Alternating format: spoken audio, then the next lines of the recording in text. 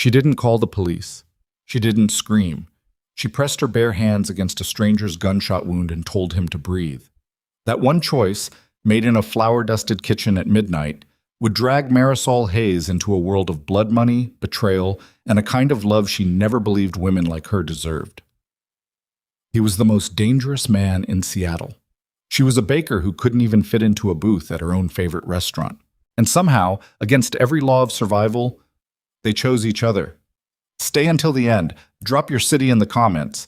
Let's see how far this story travels. The rain came in sideways that night, the kind that didn't bother falling straight down because Seattle rain had too much contempt for anything gentle. It hammered the windows of Sweet Ground Bakery like it had a personal argument with the glass, and Marisol Hayes was in no mood to mediate. She was tired, bone tired, the kind of tired that lives behind your eyes and makes every light feel too bright and every sound feel like a small accusation. She'd been on her feet since 4 in the morning. She was always on her feet since 4 in the morning. And the last customer had left 40 minutes ago, which meant she was running behind on cleanup, which meant she wouldn't be home until after 11, which meant she'd get maybe 5 hours before the alarm dragged her back into the dark. She was wiping down the display case when she heard the bell above the front door. She didn't look up right away. Old habit. The bell rang, and her hands kept moving because sometimes it was just the wind catching the latch wrong, and she was too tired to have her heart jump for nothing. But then she heard the sound. A low, wet, desperate sound. Something between a gasp and a groan. The sound a person makes when their body is trying to negotiate with an outcome it doesn't like. She looked up. The man in the doorway was big, well over 6 feet, broad through the chest, the kind of man whose presence rearranged the air in a room. He was wearing a dark suit that had probably cost more than Marisol's monthly rent, but the jacket was hanging off one shoulder now, and the white shirt underneath wasn't white anymore. It was soaked through, dark red from the left side of his ribs down to his belt, and he had one hand pressed flat against it like he was trying to hold himself together through sheer force of will. He was also going down. Marisol was around the counter before she made the decision to move. Later, she wouldn't be able to explain that. Her legs just went. Her hands were already reaching when her brain was still asking, "What are you doing? What are you doing? Stop." She caught him under the arm before he hit the floor. He was heavy, genuinely, structurally heavy, and her shoulders screamed at the impact, but she locked her knees and braced and managed to slow his descent into something that wasn't a collapse so much as a controlled fall. They went down together, awkward, her knee hitting the tile hard enough to bruise. He landed on his back. She ended up half kneeling beside him, breathing hard, her apron smeared with his blood already. His eyes found her face, dark eyes, fever bright and sharp even through whatever pain was eating him alive. "Don't." His voice was rough, gravel, and smoke. "Don't call. Don't call anyone." "You've been shot," Marisol said, because that felt like important information to confirm out loud. "I'm aware." "You walked into my bakery." Best lights on the block. His jaw tightened. "Please." Marisol sat back on her heels and looked at him. Really looked. The wound was bad. She didn't know much about gunshot wounds. She knew about burns and knife cuts, and the time she'd dropped a full sheet pan on her foot. But she knew enough to understand that the amount of blood soaking through his shirt was a problem that didn't stay a problem for long before it became something worse. Every sensible thought she had said, call 911, step back, do not get involved. This man is not your responsibility. You do not know what he is or what followed him through that door. She looked at the door, still closed. Nobody else coming through it. She looked back at him. "How long ago?" she said. He blinked, recalibrating. 20 minutes. Maybe. "Through and through?" Another blink. "What? Did the bullet go in and come out the other side, or is it still in you?" Something shifted in his expression. Not quite surprise, more like a man revising a calculation he thought he'd already solved. "In and out, I think." "You think?" I was somewhat preoccupied. Marisol stood up. "Don't move," she said, and went to the back. She moved fast, because fast was what the situation required, and Marisol had never been the kind of person who froze. She froze inside. She was freezing inside right now, her heart slamming so hard she could feel it in her teeth. but her hands kept working. She pulled the first aid kit from under the prep station, the real one she'd stocked herself because the previous owner's idea of medical supplies was 2 bandages and an expired aspirin. She grabbed clean dish towels, the heavy cotton kind she used for bread loaves. She grabbed the bottle of high-proof vodka she kept for certain pastry glazes and absolutely never drank on the job. She was back beside him in under 2 minutes. He hadn't moved. He was watching the ceiling with the focused attention of a man doing math. "This is gonna hurt," Marisol said. "Most things do." She peeled back his jacket, then his shirt. The wound was on his left side, just below the ribs. Entry and exit both visible, ugly, still bleeding steadily. She'd taken a first aid course 3 years ago when she hired her first employee because she believed in being prepared, and the instructor had said pressure is everything, pressure buys time, don't let up no matter what the person says. She pressed the folded towel against the wound and leaned her weight into it. The sound he made was not a scream, it was worse than a scream. It was the sound of someone refusing to scream, pushing it back down through clenched teeth, the tendons in his neck going rigid with the effort. "Stay with me," Marisol said. Her voice was steadier than she felt. "Look at me. What's your name?" His eyes found hers. "Does it matter?" "I need you to stay conscious and talking. Name's as good as anything." A pause. "Damien?" "Marisol." She adjusted the pressure. "You got somebody I can call? Not police. Somebody else." "My phone." He reached toward his jacket pocket with his right hand, grimaced. "Inside pocket." She reached across him, careful not to release the pressure with her other hand, and found the phone. Expensive, no case, locked. She held it in front of his face, and he unlocked it with a look. Biometric, of course. And then he told her a number that she had to dial twice because her hands were shaking more than she'd realized. It rang once. The voice that answered was professional and utterly without warmth. "Yes, I'm calling for someone named Damien." She heard how strange that sounded. "He's been shot. He came to my bakery at..." She gave the address. "He asked me not to call the police. I didn't. But he needs a doctor right now, not in 20 minutes, right now." A 2-second silence that felt much longer. "Keep pressure on the wound. Don't let him sleep. I'll be there in 8 minutes." The line went dead. Marisol set the phone down on the tile beside her knee and went back to the work of keeping a stranger alive. 8 minutes, she told him. Damien exhaled slowly. "You didn't ask who that was.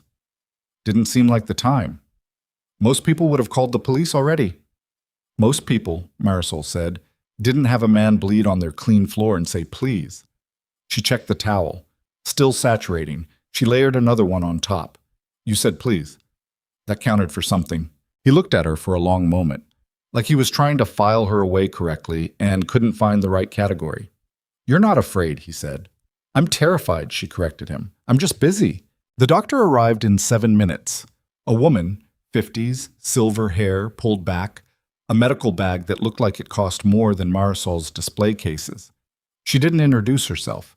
She came through the door Marisol had unlocked for her, took one look at the situation, and dropped to her knees with the efficient grace of someone who had done this before. Not in a hospital, not in controlled conditions, but exactly like this, on somebody's floor, with the understanding that questions would only slow things down. Marisol stepped back and let her work. She stood against the counter with her bloody hands at her sides and watched a woman stitch up a bullet wound on her bakery floor and thought, "This is the part where you make a choice about who you are." She could still call the police. The doctor's arrival didn't change that. She could pick up her own phone, still in her apron pocket, and dial 3 numbers and end whatever this was before it had a chance to become something she couldn't walk back from. She didn't do it. She wasn't entirely sure why. She told herself it was because the immediate crisis was being handled. She told herself it was because she didn't actually know what this man had done, and it wasn't her job to decide. She told herself a lot of things. She didn't examine any of them too closely. An hour later, Damien was sitting up against the base of her display case with his ribs wrapped tight, color slowly returning to his face. The doctor had left with the quiet efficiency with which she'd arrived, taking the bloodied supplies with her. Marisol had mopped the floor twice. She was working on the 3rd pass because there was comfort in doing something with her hands. "You should go home," she said, not looking at him. "Your doctor said no exertion, no—" "I will." He was watching her mop. In a moment. You've been saying in a moment for 40 minutes. I'm considering something. Consider it somewhere else. I have to be back here at 4. Silence. Then, you could have let me die. Marisol stopped mopping. She turned and looked at him. He was watching her with those dark, calculating eyes, and there was something in them she couldn't name. Something that wasn't gratitude exactly, but was adjacent to it. Something rawer than gratitude. No, she said simply. I couldn't. Why?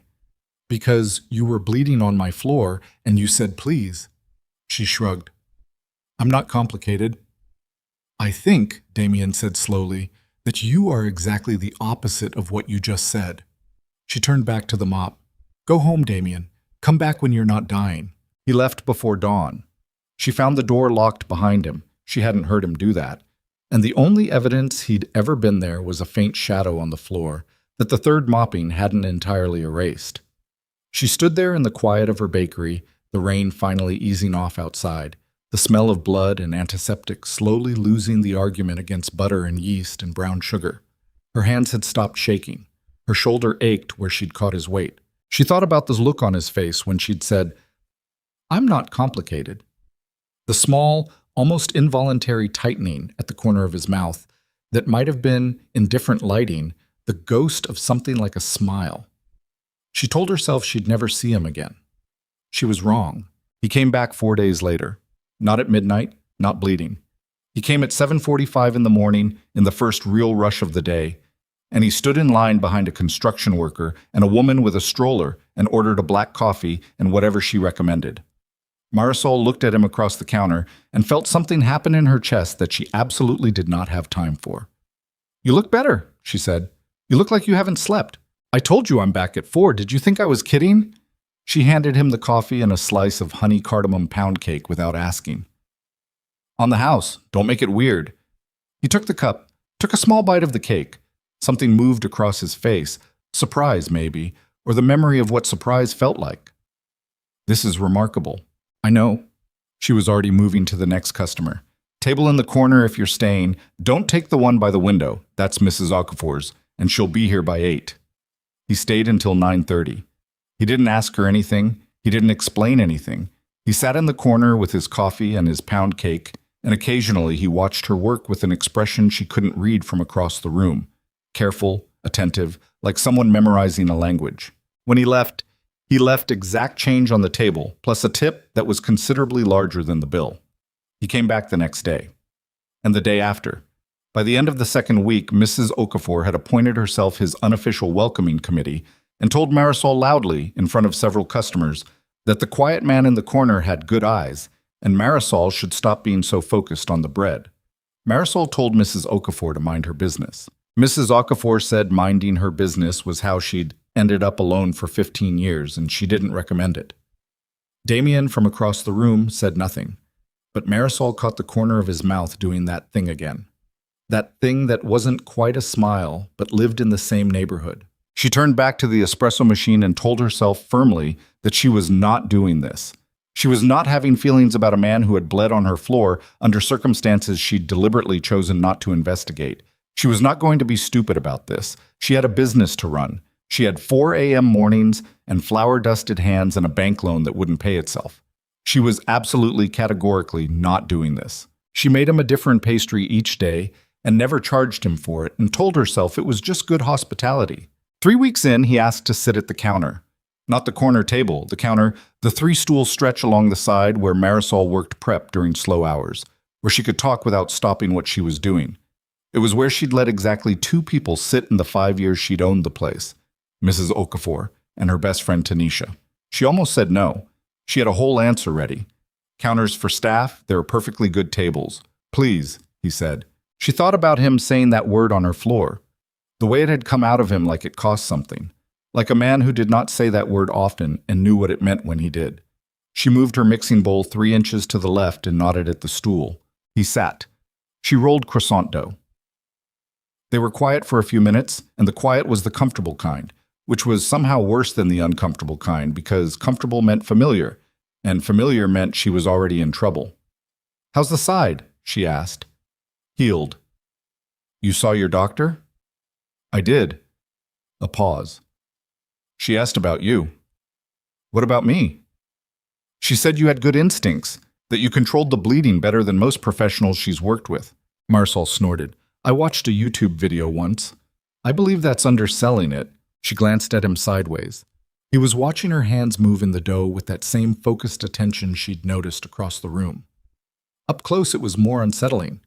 Most people, when they looked at her, looked past her size, past her apron, past the flower on her forearm, into whatever version of her they'd already decided on.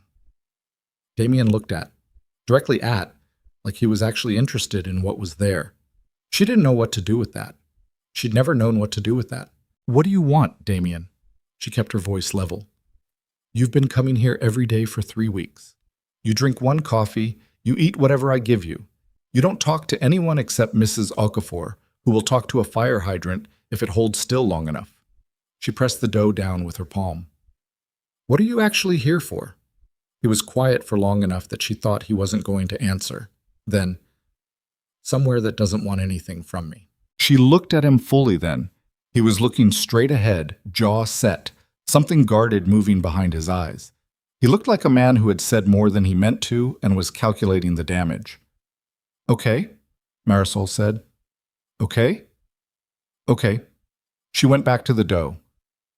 That I can do. You want more coffee? He looked at her. That thing happened at the corner of his mouth again. This time she could see it clearly. It was, in fact, a smile. A small and cautious and genuinely unpracticed thing, like a door opened for the first time in a very long while. Yes, he said. Please. She poured the coffee. She didn't examine the warmth spreading through her chest. She did not have time for that kind of inventory. Outside, across the street, a man in a gray jacket stood in a doorway and watched the bakery window with the patience of someone who was being paid to be patient. Marisol didn't see him. Damien didn't either. Or if he did, he gave nothing away. But the man in the gray jacket raised a phone to his ear, said 3 words, and walked away. The storm was already building. Neither of them knew it yet. The man in the gray jacket had a name. It was Victor Solano, and he had been in the business of watching people long enough to know the difference between a woman who was a liability and a woman who was a weapon. He wasn't sure yet which one Marisol Hayes was, but he'd been paid to find out, and Victor Solano was thorough. He filed his report at noon. By 3 o'clock, the information had traveled 3 levels up a chain of command that didn't use names in writing, ever. By 6, a decision had been made in a room Marisol would never see, by men she would never meet, about the future of a bakery she had built with her own hands over 5 years of 4 a.m. mornings and flour-burned fingers and a bank loan that had kept her up more nights than she could count. None of that reached Marisol. She was making sourdough. She found the rhythm of it, the fold and push, the resistance of the dough against her palms, the only kind of meditation she'd ever been able to manage. Her mind didn't go quiet, exactly. It just got organized. And what it kept organizing itself around, no matter how many times she redirected, was the look on Damien's face when he'd said somewhere that doesn't want anything from me, and the way that small, cautious smile had appeared like something emerging from a long winter. She punched the dough harder than necessary. Flour rose in a small cloud. You're mad at the bread again, said Tanisha from the doorway. Tanisha Cole was Marisol's best friend, had been since the 3rd grade, and had the particular gift of stating the obvious with such precise timing that it always landed like a diagnosis. She was leaning against the doorframe with her coat still on and a coffee from the place 2 blocks over, which Marisol found both insulting and deeply on brand. I'm not mad at the bread, Marisol said. You're punching it. That's how you make sourdough. That is not how you've been making sourdough for the last 5 years. That is how you make sourdough when something is living rent-free in your head. Tanisha came in uninvited, sat on the stool at the counter. Damien's stool, Marisol did not think of it as Damien's stool, and looked at her with the expression she'd been perfecting since 1997. Talk. Nothing to talk about. The man's been here every day for 3 weeks, Mari. He's a customer. Customers don't sit at your counter. Customers don't get the special pastry that isn't on the menu. Customers don't make you punch bread. Marisol set the dough down, covered it. washed her hands at the sink, and took her time doing it. "I don't know who he is," she finally said. "Then find out." "It's not that simple." "Why?" She turned off the tap, stood there with wet hands, and thought about blood on her floor and a voice saying, "Please," and 8 minutes, and a doctor who asked no questions. Because I think knowing might make it complicated in a direction I can't uncomplicate. Tanisha was quiet for a moment, which was rare enough to mean she was actually thinking. "Is he dangerous?" Marisol picked up a dish towel, dried her hands. "Yeah," she said. "I think so." "To you specifically?" "Not yet." "Mari, I know. That's not—" "I know, T." She turned around. "I know what I sound like. I know what the smart thing is. I'm just—" She stopped, pressed her lips together, looked at the ceiling for a second. "He sits at my counter, and he doesn't want anything. He sits there, and he looks at me like I'm—" She caught herself, shook her head. "It doesn't matter." "Like you're what?" "Don't." "Like you're what, Marisol?" The word cost her something to say. "Real." She said it quietly, like saying it too loud would make it dissolve. "He looks at me like I'm real. Not like he's deciding whether I'm worth looking at. Not like he's being generous. Just real." Tanisha set her coffee down. Her expression did something complicated that wasn't quite pity and wasn't quite joy and lived somewhere painful in between. "Baby," she said softly. "Don't," Marisol said again, firmer this time. "Don't do the voice. I'm fine. I know what I'm doing." "Do you?" "No," she admitted. "But I know what I'm not doing. I'm not building anything. I'm just letting someone drink coffee at my counter. That's all." Tanisha looked at her for a long time. Then she picked up her coffee. "Okay," she said. "But when it gets complicated, you'll say you told me so. I will absolutely say I told you so." She stood up. "I'll also show up with wine and whatever you need in that order." She pulled her coat tighter and headed for the door. "Lock up properly tonight. You've been leaving the alley door on the latch again." "I know." "You don't know. You keep doing it." "Good night, T." "Lock the alley door, Marisol." She left. Marisol stood in the quiet of her prep kitchen and listened to the city outside and tried very hard not to think about what she'd just said. Real. She turned off the lights and went home and didn't sleep well and was back at 4 anyway, because the bread didn't care about her feelings. Damien arrived at 7:50 the next morning, and he brought someone with him. Not inside the bakery. The other man, big, shaved head, a scar through one eyebrow that told its own complete story, waited on the sidewalk outside with his hands in his jacket pockets and the specific patience of a man doing a job. Marisol clocked him through the window the second she heard the bell above the door. She clocked the shift in Damien, too. He was dressed the same, dark jacket, no tie. But something about him was different this morning. The ease he'd developed over 3 weeks, the gradual loosening of whatever he kept clamped down tight inside him, was compressed back to nothing. He was all edges again. He moved to the counter and sat, and she poured his coffee without asking and set it in front of him and waited. "I need to tell you something," he said. "Okay. You're not going to like it." "Okay." "That's it? Just okay?" "You haven't told me yet. Ask me again after." He wrapped both hands around the coffee cup. His knuckles, she noticed, were bruised along the ridge. Fresh bruising, 2 days old at most. She didn't say anything about that. "You know who I am," he said. It wasn't a question. "I know your first name, and I know you've been shot, and I know you take your coffee black and you like cardamom. That's what I know." He looked at her steadily. Damien Voss. The name landed, and she felt it. A small, seismic thing, somewhere below conscious recognition. She'd heard the name. You lived in Seattle and moved through certain parts of the city long enough. You heard the name. It existed in a register somewhere between rumor and warning, the kind of name people said quietly and didn't follow up with details. She kept her face arranged. "Okay," she said. "You know what that means." "I have an idea." "And? And you're still a customer who hasn't done anything to me or mine." She met his eyes. "Has that changed?" "No." Immediate. No hesitation. "No, it hasn't, but—" He stopped, set the cup down. Something moved through his jaw, a tightening, a decision being made. Someone has been watching this place, watching you. One of my competitors' people. They've identified you as they've noticed the visits. The weight of that settled over her slowly, the way cold water does when you step in too fast. Not a sudden shock. A gradual, comprehensive chill. How long? We identified the surveillance 4 days ago. 4 days. She looked at him. You've been sitting at my counter for 4 more days since then, and you're telling me now. I was handling it. That's not... She stopped, breathed, started again. That's not your call, Damien. This is my place. My name on the loan, my name on the lease, my customers, my... She pressed the flat of her hand against the counter. You don't get to decide what I know about my own life. I know. Do you? I'm telling you now, because something changed. She watched his face. Something happened. That's why you brought company. She tilted her head toward the window. The man outside hadn't moved. What changed?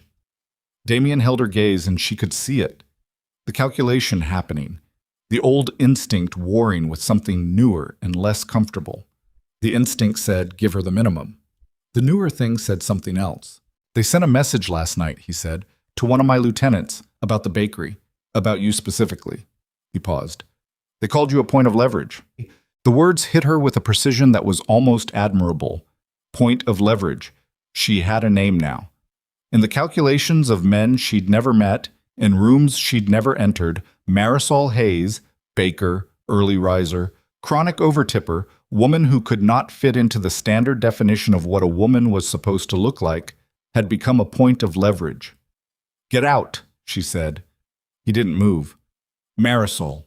I'm not saying it mean. I'm saying, I need you to not be in my eye line for a minute. She turned to face the espresso machine, stood there with her back to him, and her hands flat on the counter behind it. She could hear the morning starting to move outside. Early customers, the bus stop 2 doors down, Mrs. Okafor's usual footsteps that she'd recognize anywhere, ordinary Tuesday morning. How serious is this? Serious enough that I'm telling you. Would they actually? She stopped, reformulated. Is my bakery in danger? Potentially. Is my person in danger? A pause that was a beat too long. I won't let that happen. She turned around. That is not what I asked you. He looked at her straight. Yes, he said. Potentially. She nodded slowly. The word potentially was doing a lot of work in this conversation, and she didn't appreciate it. What do you want me to do? For now, nothing different. My people are watching the block. He stopped again. That jaw thing. I needed you to know because you were right. It's your life. You have a right to know what's happening in it. Progress, she said flatly. Marisol. I'm not being cruel. I'm just... She exhaled, looked at him. He looked, in this moment, less like the name she'd just heard and more like the man who'd said please on her floor. She hated that she couldn't separate those two things cleanly. Thank you for telling me. Now go sit in your corner and let me run my morning. We'll talk later. He took his coffee to the corner table. She ran her morning. She was good at running her morning. She did not think about the word leverage while she made 6 dozen croissants and 4 loaves of honey wheat and the special batch of morning buns that she only made on Tuesdays because they took 90 minutes and her hands already ached by the time they were done. She thought about it only once, when Mrs. Okafor arrived at 8 and took her window table and looked at Damien in his corner and looked at Marisol behind the counter and said, with the settled wisdom of a woman who'd outlasted most of her fears, that man looks like he's carrying something too heavy and doesn't know how to put it down. Most people are, Marisol said, and went back to the buns. 3 days later they came. It was a Thursday afternoon, slow hours, the lull between the lunch rush and the after-school crowd. Marisol was alone in front, her one afternoon employee having left early for a class. The prep work was done. She was restocking the display case and not thinking about anything in particular. The bell rang. 2 men. Not customers. She knew it before the door finished opening, some animal thing in her chest that understood wrong before her brain had time to catch up. They were young, younger than she expected, and they wore their danger like a costume, something performed and deliberate, but the thing underneath the performance was real enough. The taller one went to the door and turned the lock. The other one came to the counter. "We need to talk to you about your rent situation," he said. Marisol set down the tray she was holding. Carefully, she looked at his face. "I own this building." "New arrangement." He put both hands on the counter and leaned in. His breath smelled like cigarettes and bad decisions. "Every business on this block pays a community fee now. Security. You know how it is about neighborhoods getting rough." "Is it?" "It really is." His smile was all teeth, no warmth. $4,000 a month. First payment due by end of week. She looked at him, then at the man by the door, then back. "I'm going to need you to leave my bakery." "We're not done." "I didn't ask if we were done. I said leave." She kept her voice level. Not brave, she wasn't feeling brave. She was feeling the specific terror of being alone in a room with men who had already decided the outcome of this conversation. But there was something in her that was more stubborn than afraid. Something that had been forged in 5 years of 4 a.m. mornings and a bank loan and people who looked at her and saw nothing worth betting on. "I'm not paying you anything. Leave." The man at the counter moved around to her side of the display case. He got close enough that she could feel the heat off him. "You should think really carefully," he said quietly, "about who you're talking to." "I know exactly who I'm talking to." She held her ground. Her hands were shaking. She couldn't stop that. She'd stopped trying, but she held her ground. "And I'm telling you to leave." He reached out and put one hand on the display case, casual, and pushed. It rocked back on its base. 6 months of pastry work, the good cake stands, her grandmother's recipe for the cream filling inside the window eclairs. She watched it rock and felt something cold and bright move through her. The bell above the door rang. All three of them looked. Damien walked in. Just him. No one from outside. No escort. He closed the door behind him, and he looked at the scene in front of him with the blank, precise focus of a man taking inventory. His eyes went to Marisol first, 1 second, assessing, then to the man beside her, then to the man at the door, then back to the man beside Marisol. He didn't say anything. He didn't move fast. He simply walked to the counter at a pace that was unhurried to the point of deliberate insult, and he stood on the customer side of the display case, and he looked at the man who had pushed it, and the quality of the silence that came off of him was not the silence of a man restraining himself. It was the silence of a man who genuinely did not need to do anything else to make his point. The man beside Marisol stepped back. An involuntary thing. His body decided before his pride could stop it. "Voss!" The name came out rougher than intended, trying to recover. "You know who I am," Damien said. Statement. No heat in it. That was somehow worse. This isn't about your operation. This is just business. The block." You touched her display case. Damien looked at where the man's hand had been, looked back at his face. "That's what I'm thinking about right now." The man at the door had gone very still. The man beside Marisol was recalculating everything very quickly. She could see it in his eyes, the rapid downward revision of how this afternoon was going to go. "We'll leave," the man said. "I know you will." Damien stepped aside, made a small courtly gesture toward the door, like a man directing traffic. "And when you talk to whoever sent you, and I know who sent you, you're going to tell them that this block is already spoken for, and that the next conversation happens between me and whoever is actually making decisions. Not like this." He glanced at Marisol briefly. "Never like this." They left. The bell rang twice. Once when they opened the door, once when it closed behind them. Marisol stood in the sudden quiet and listened to her own heartbeat trying to normalize. Her hands were still shaking. She picked up the restocking tray just to have something to hold. "You need to sit down," Damien said. "I'm fine." "Marisol, I said I'm fine." She set the tray back down because holding it wasn't helping. She pressed both palms flat on the counter and breathed. In through the nose, out through the mouth, the same way she'd talked herself through 3 failed bank meetings, and the night the first oven broke and she couldn't afford to fix it. "How did you know to come?" "I've had someone watching the block." "You said. I mean specifically today. After what they sent, I increased the watch." His voice was careful. Even. "I got a call 10 minutes ago." She nodded, absorbed that. "So your people were outside the whole time?" Yes. But you came in yourself. A beat. Yes. She looked at him then, really looked. And what she saw on his face was something she hadn't expected and wasn't equipped for. Not the controlled blankness from before. Not the calculation. Something underneath all of that. Something that was raw and unguarded and very, very aware of itself. He looked like a man who had walked into a situation and discovered, somewhere in the middle of it, that his motivations were different than he'd thought. This isn't just about keeping a point of leverage safe, she said. He didn't answer right away. And Damien Voss, she was learning, was a man who did not pause unless the answer mattered. No, he said, it's not. The air between them changed. Not dramatically.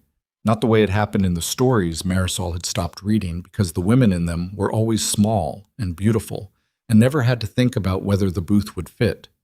It changed the way pressure changes before weather, a quiet, accumulating thing that you don't notice until you realize you've been holding your breath. I need to think, she said. Okay? I need you to... Can you give me tonight, just tonight? I need to think without you sitting at my counter being... She stopped. Being what? She pressed her lips together, looked at the display case he'd almost watched get knocked over, looked at her hands, still flour-stained at the creases because flour always won. Being someone I trust, she said.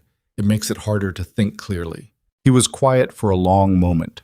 Something crossed his face that she felt more than saw. I'll be back tomorrow, he said. I know. He left. The bell rang once.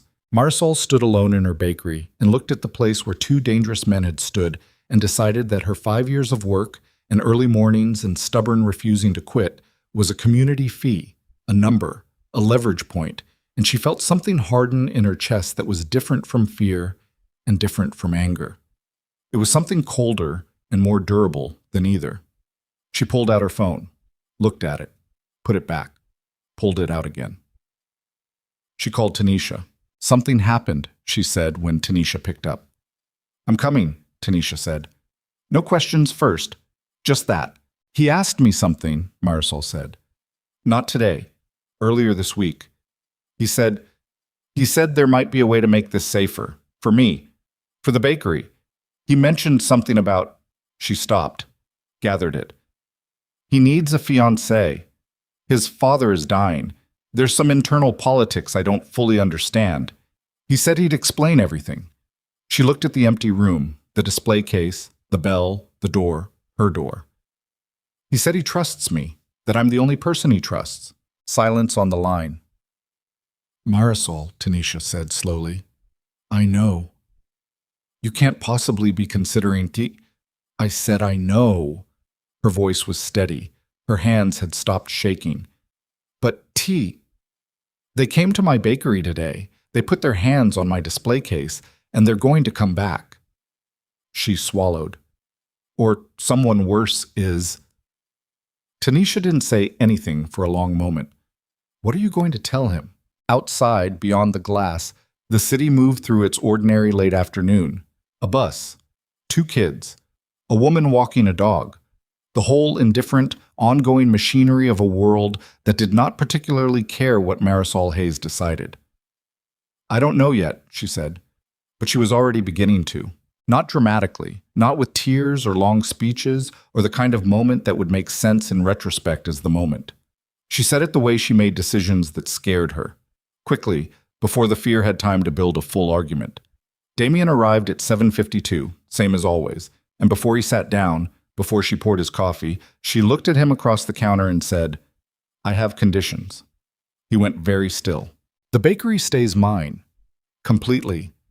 No money from you, no security rebranding, none of your world touches this place financially. It stays exactly what it is. She held up one finger. Second condition, I am not a prop. You introduce me as your fiancé, I am treated as your fiancé. That means I'm informed. I'm consulted. I am not managed. Second finger. Third, when this is over, whenever it's over, I walk away whole. My name, my business, my life intact. Damien looked at her for a long moment. Those are reasonable conditions. They're not negotiable ones. I understand the difference. He sat down slowly. I accept them.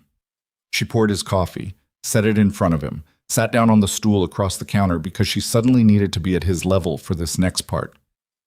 Tell me what I'm actually walking into. He told her. All of it, or close enough to all of it that the shape of the thing became clear. His father, Thomas Voss, 71 years old, lungs failing, the kind of man who had built something enormous and brutal over 40 years and now needed to hand it to someone who could hold it. The internal factions, 4 lieutenants, 2 of whom would back Damien without question, one who was uncertain, one who was actively positioning for the transition to go differently. The rival organization pressing from the outside, which she already knew about in her bones. And the calculus his father had expressed plainly, in the direct way of a man who no longer had time for indirection. A leader without a family was a leader without permanence. A leader without permanence was an invitation. He wants to see you settled, Marisol said. He wants to see me human, Damien said. There's a distinction. She thought about that. When's the first event? 2 weeks. A gala. His annual thing. He's attended every year for 30 years. He wants this to be the last one he hosts. Damien turned the coffee cup in his hands. It will be attended by people who will spend the entire evening assessing you. Assessing me for what? Weakness. He said it without softening it. They'll look for anything they can use, your background, your business, your everything. He paused. You should know that. I do know that. She looked at him levelly. I've been walking into rooms my whole life where people were looking for reasons to dismiss me. I know how to handle being assessed. This is different from, I know it's different. I'm saying I know how to handle it anyway. She stood up. I need an hour to call Tanisha and have a complete meltdown in private. Then I'll be fine. Are you going to be here tomorrow? Yes. Then we'll start figuring out the details tomorrow. She picked up a dish towel. Drink your coffee, Damien. He did, and for the first time since she'd known him, he looked something that was almost provisionally, cautiously close to relieved. The 2 weeks moved fast and strange. There were dinners, small ones, quiet restaurants, the kind of places where the staff knew not to hover. Damien's idea, nominally, but in practice they were tutorials. He told her who would be at the gala and what they each wanted and what they were afraid of, and Marisol listened with the same attention she gave to new recipes, complete, retentive, already building the map of how the pieces fit together. He was a good teacher when he allowed himself to be. Direct, specific, no condescension. He told her once, midway through the second dinner, that she asked better questions than most of the people who worked for him. She told him that wasn't as comforting as he seemed to think it was. He almost laughed. It was becoming less rare, that almost. Tanisha helped her find a dress. This was its own ordeal, the kind that Marisol had long since developed scar tissue around. The stores that didn't carry her size, the ones that carried it but not in anything that didn't look like a costume, the well-meaning suggestions that she might be more comfortable in something less fitted. Tanisha handled the shopkeepers. Marisol handled her own feelings, which she had long practice at, and in the end they found something that fit. Deep burgundy, structured at the waist, the kind of dress that didn't apologize for the body inside it. You look devastating, Tanisha said. I look like myself. That's what I said. The night of the gala, Damien came to the bakery to collect her. He stood in the doorway in a dark suit and looked at her for a full 3 seconds without speaking, which was long for a man who measured his words the way he measured everything else. Ready? He said. No, she said honestly. Let's go anyway. The venue was a converted waterfront warehouse that had been rendered unrecognizable by money. Chandeliers, marble floors brought in for the occasion, the kind of floral arrangements that cost more than Marisol's monthly payroll. It was full of people who wore their wealth the way armor is worn, completely, deliberately, without gaps. Thomas Voss met them at the entrance. Marisol had braced for the patriarch of a crime organization and found instead a man who looked like he was made of paper stretched over a frame that used to be much larger. He was tall the way Damien was tall, the origin point of it, but illness had taken something structural from him. His eyes, though, were sharp and dark and exactly his son's. He took her hand in both of his. His grip was still firm. Marisol Hayes, he said, you saved my son's life. He mostly saved it himself by not dying on my floor, she said. Thomas Voss looked at her for a moment. Then he smiled. A real smile, wide and sudden, the kind that reorganized his whole face. Damien told me you were direct. He was being generous. I'm blunt. In my experience, the old man said, still holding her hand, direct is rarer and more valuable than polite. He looked at his son. Something passed between them, quick and complex, the compressed language of two people with a long and difficult history. Look after her tonight. I intend to, Damien said. Thomas released her hand and moved on, and Marisol let out a breath she'd been holding since the car, and Damien put his hand at the small of her back, lightly, just the pressure of it, nothing possessive, and they walked into the room together. The assessment started immediately. She felt it before she saw it, the quality of attention that shifted when they entered, the recalibration of who was looking at whom and why. She kept her chin level. She'd spent 32 years learning how to walk into rooms that hadn't prepared a space for her. She knew how to take up the space anyway. The first hour was manageable. Damien introduced her to the people who mattered. She cataloged everything he'd taught her, matched faces to profiles, tracked the subtext in every handshake.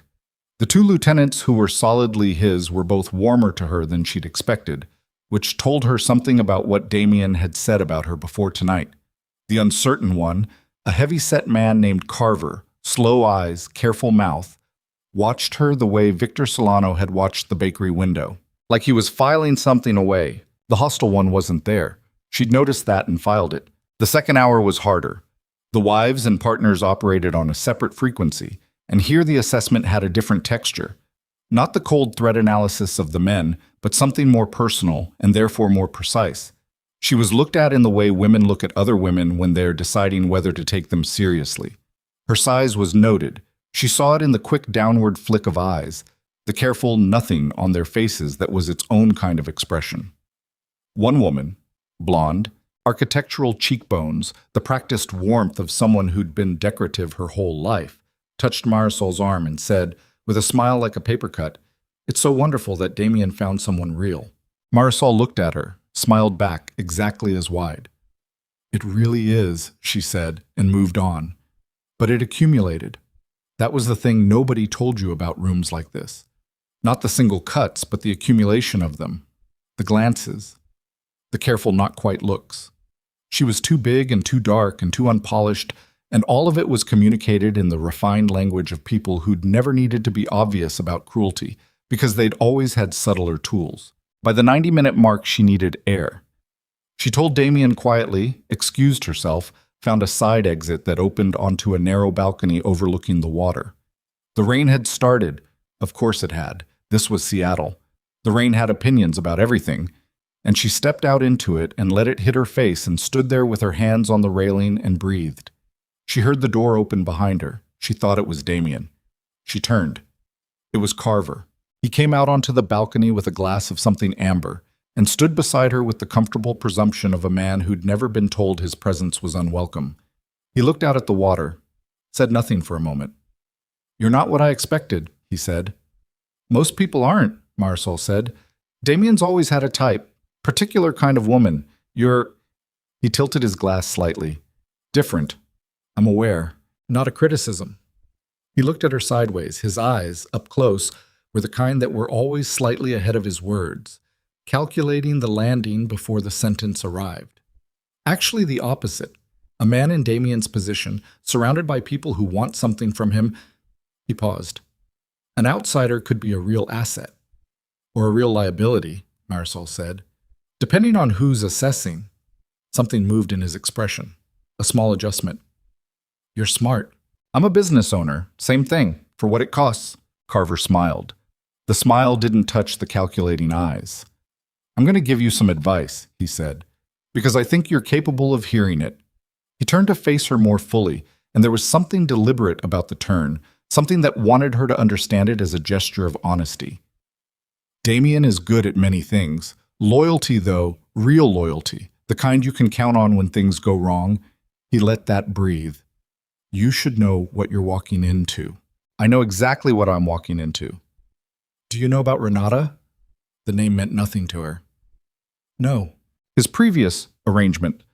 Carver swirled the glass. She was an outsider too. Different circumstances, but similar idea. She trusted him completely. He looked back at the water. When things got complicated, he made the practical choice. He's very good at practical choices. He said it without inflection, which was worse than saying it with contempt. I just think someone like you deserves to know the full picture before you're too far in. Marisol looked at him. The rain was coming down steadily now, and she was getting wet, and her dress was going to be ruined, and none of that was the thing she was paying attention to. She was paying attention to the specific texture of what he was doing, the concern-shaped thing that was not concern, the information offered as a gift that was not a gift. "Thank you for the advice," she said evenly. "Of course." He finished his drink. "Enjoy the rest of the evening." He went back inside. She stood in the rain and felt the cold working through the fabric of her dress and thought about a woman named Renata she'd never heard of, and the practical choices of a man she was beginning to trust, and the look in Carver's eyes that had been satisfied in a way that had nothing to do with helping her. The door opened again. This time it was Damien. He looked at her standing in the rain and something crossed his face. Concern first, then the immediate reading of the situation. "Who was out here?" "Carver." His jaw set. "What did he say to you?" "He said you made a practical choice about someone named Renata when things got complicated." She watched him. "Who is Renata?" He came out into the rain without hesitating, without looking at what it was doing to his suit. He stood in front of her and she could see him deciding, not whether to tell her, she realized, but how. Which was already an answer of a kind. "She was someone I cared about," he said. 4 years ago. It doesn't matter who she was before. She got caught in something. My enemies used her to get to me." He stopped. "I was given a choice." "What kind of choice?" "The kind where the option that protects her puts 30 of my people in danger." His voice was flat, but not empty. Underneath the flatness was something that had been carrying weight for a long time. "I chose the 30. Marisol absorbed that. "What happened to her?" "She's alive. She's in Portland. She has a different name and a different life and enough money to never think about any of this again." He held her gaze. "It wasn't clean. It wasn't... I don't think about it and feel nothing, but she's alive." "Carver wanted me to think you'd thrown her away." "Carver wants you afraid of me." A pause. "He wants you gone." "Why?" "Because you're an unknown variable. He can't calculate you, and Carver has spent 15 years being very good at calculating everything." Something in his expression shifted. "He's also been maneuvering for 6 months to position himself for my father's transition. An engaged Damien Voss with a solid foundation is a problem for that. She was wet and cold, and her dress was ruined, and she'd just had her evening taken apart piece by people who were experts at it. And she was standing on a balcony in the Seattle rain with a man who had once chosen 30 lives over one and was now telling her about it with the specific honesty of someone who didn't expect forgiveness and wasn't asking for it. "I need to ask you something, and I need you to tell me the truth," she said. "Yes. If it came down to it, if something happened and the choice was me or the operation, what would you choose?" He stood in the rain and looked at her. She held the look and didn't let him off it. "I don't know," he said. It was the worst answer and the only honest one, and she knew it, and she believed it, and she didn't know what to do with any of that. "Okay," she said. "Marisol?" I said, "Okay. I'm not leaving. I said I'd do this and I meant it." She turned and looked at the water. "But I needed to know where the line was. And now you do." "Now I do." She pulled in a breath. Let it out. "Take me back inside. I'm not going to let Carver have the satisfaction of watching me disappear into the rain." He offered his arm. She took it. They went back in. She didn't see Carver for the rest of the evening. What she did see, from across the room, was a moment between Damien and his father. Thomas reaching up and putting one hand on his son's face, the way parents do when they're memorizing something, and Damien going still under it, not moving away, accepting the weight of it. She watched that and felt something complicated and tender move through her that she wasn't ready to name. Later, in the car going home, they were quiet for a long time. "You did well tonight," Damien said. "I know." She looked at the city going by. "Tell me something. When Carver said I was a variable he couldn't calculate, is that still true? Or do you think he figured something out tonight? Damien considered. He figured out that you don't scare the way he expected. That's not the same as not figuring something out. No, he said. It isn't. She nodded, filed that. Looked at the rain on the car window, the city lights fractured through it. Keep an eye on him. I have been. Keep a closer one. 3 days later, Marisol was restocking the afternoon display when her phone rang. Number she didn't recognize. She almost let it go to voicemail. Something made her answer. Ms. Hayes, a woman's voice, measured, careful. My name is not important.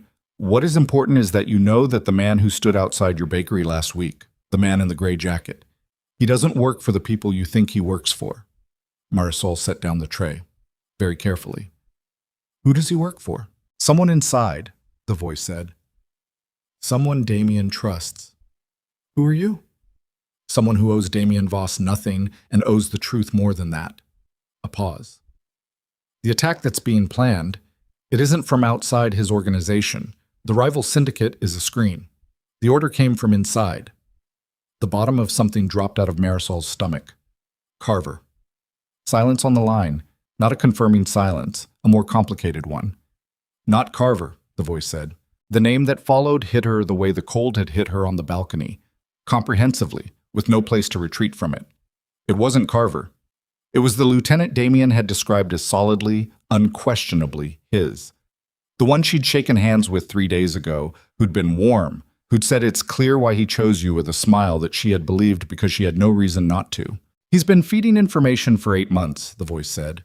The surveillance on your bakery. The men who came to extort you. The gala.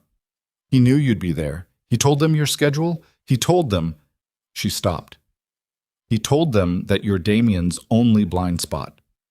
Marisol stared at the display case, at the eclairs and the morning buns, and the honey wheat loaves and the 5 years of 4 a.m. mornings behind every one of them.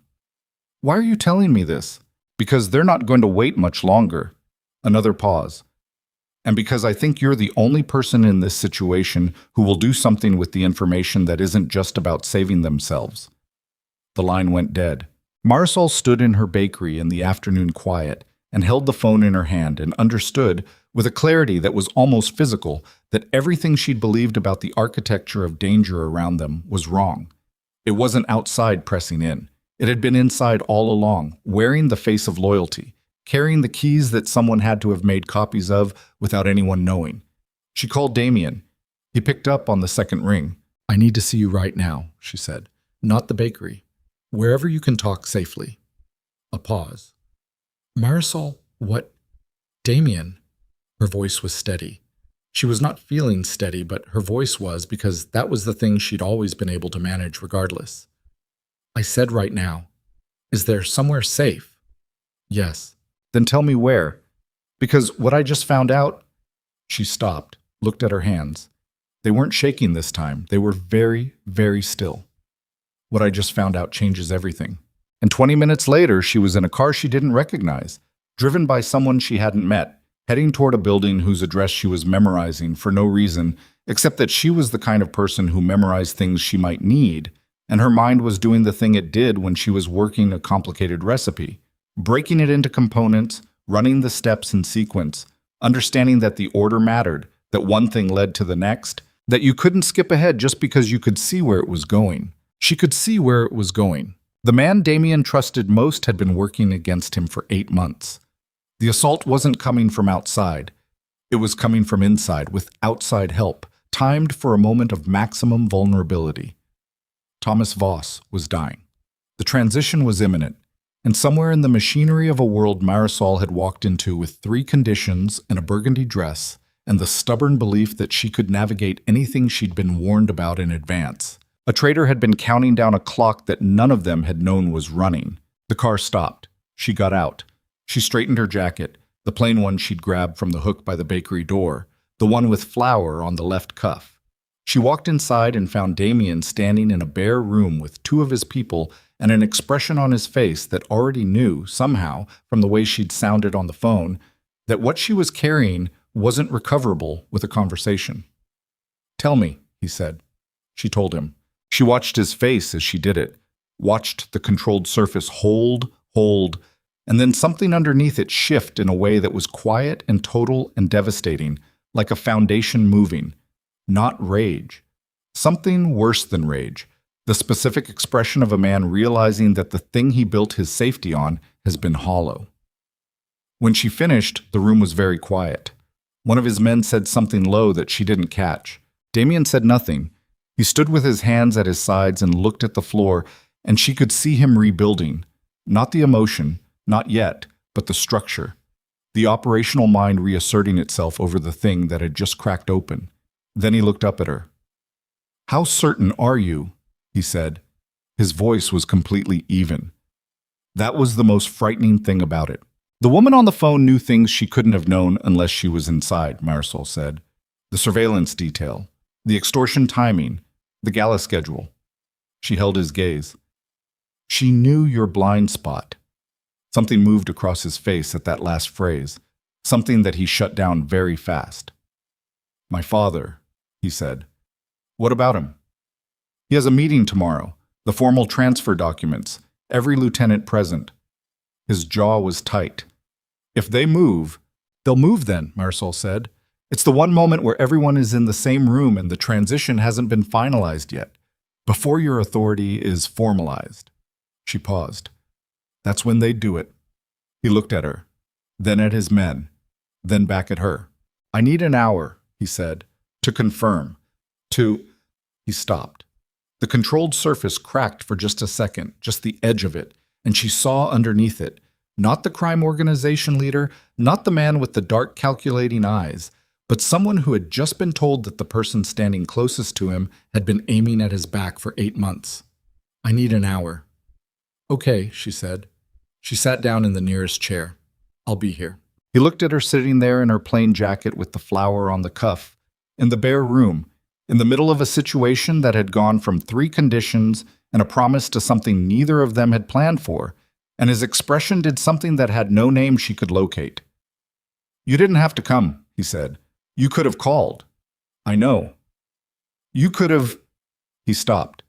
"You could have not called at all. Just walked away from all of this." "I know," she said again. "Why didn't you?"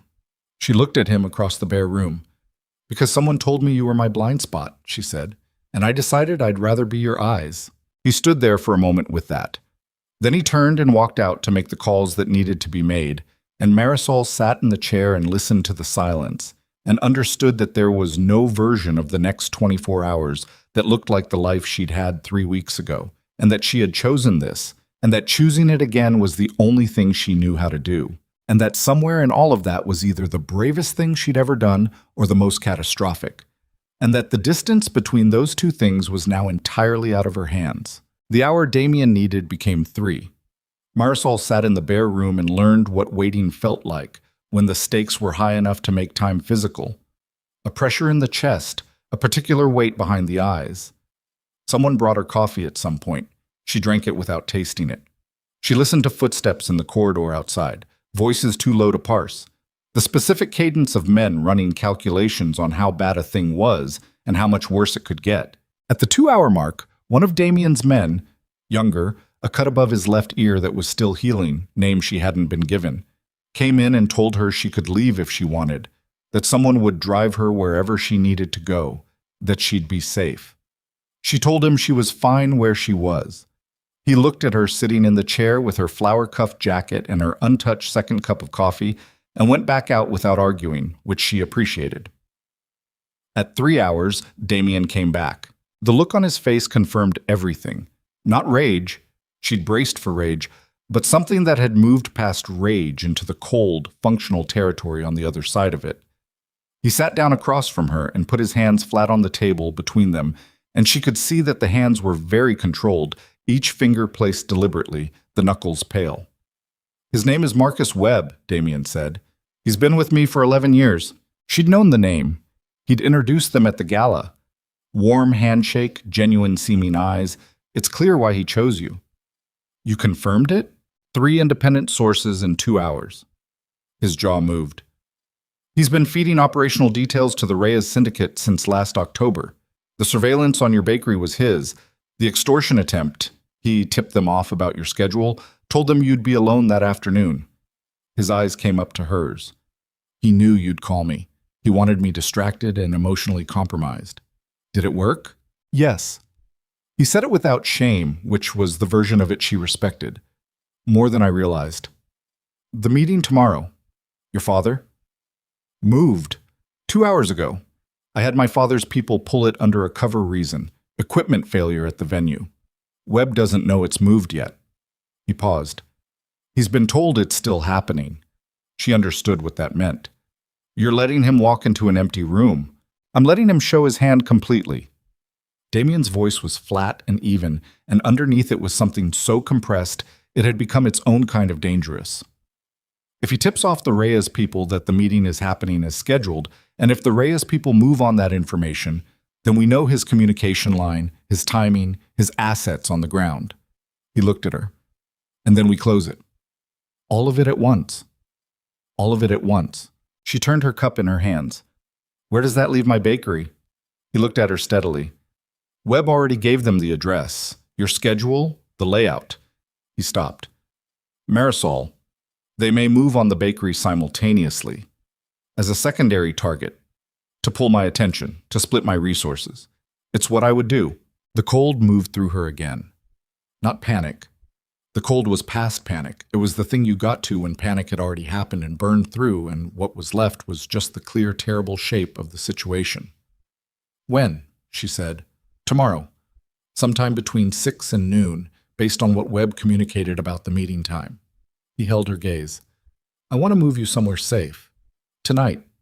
Keep you out of... No. Marisol. No. She set the cup down. That's my bakery, my name on every single piece of paper in that building. 5 years. She looked at him. If they're coming there, I'm there. That's not... Damien. She said his name with a weight that stopped him. You told me I wasn't a prop. You agreed I was informed, consulted, not managed. She kept her eyes on his. This is me telling you. I know my bakery better than anyone you could put in that space. I know every exit, every surface, every piece of equipment. I know where the floor creaks and where the back window sticks, and how long it takes the freight elevator to cycle. She paused. You said you trusted me. Let me be useful. He looked at her for a long time. She watched him fight it.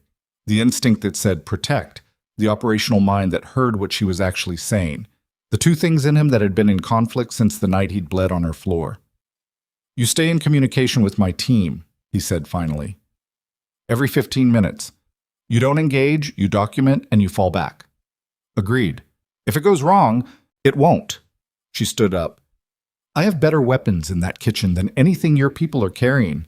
He stood with her. They were close in the small room, close enough that she could see the exact state of him, the cost of the last 3 hours written in the set of his shoulders, and the particular stillness around his eyes. He looked like a man who had picked up a piece of his architecture and found it hollow, and was now doing the math on everything else he'd trusted and what that trust was actually worth. She put her hand flat on the table between them, not reaching for him, just to present. We're going to get through tomorrow, she said.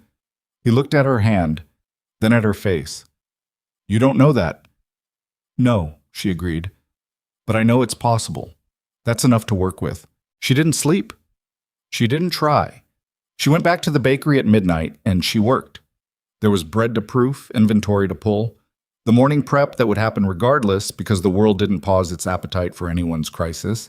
And beyond all of that, the work itself, the physical familiar rhythm of it, was the only way she knew to move through the hours without her mind eating itself. She made bread. She also, methodically and without drama, made other assessments. The industrial stand mixer was cast iron and weighed 60 pounds. The double-door refrigerator opened outward and, if propped right, would block the corridor between the prep station and the back door completely. She had 4 sheet pans and 3 full sacks of bread flour and 2 quarts of caramel she'd made yesterday for the morning buns, currently warming on the stove. She turned it up slightly and let it reduce. Let it thicken into something that would adhere to a surface and retain heat for considerably longer than was useful for pastry. At 2 a.m, Damien's man, the young one with the cut above his ear, who she'd learned was named Eli, appeared at the back door. He had 2 others with him.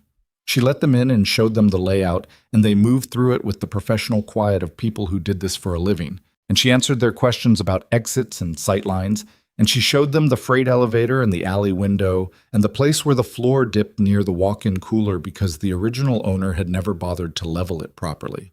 Eli looked at the pot of caramel on the stove, then at her. "Don't ask," she said. "I wasn't going to," he said. She liked Eli. At 4, she made coffee, and they all drank it without talking much.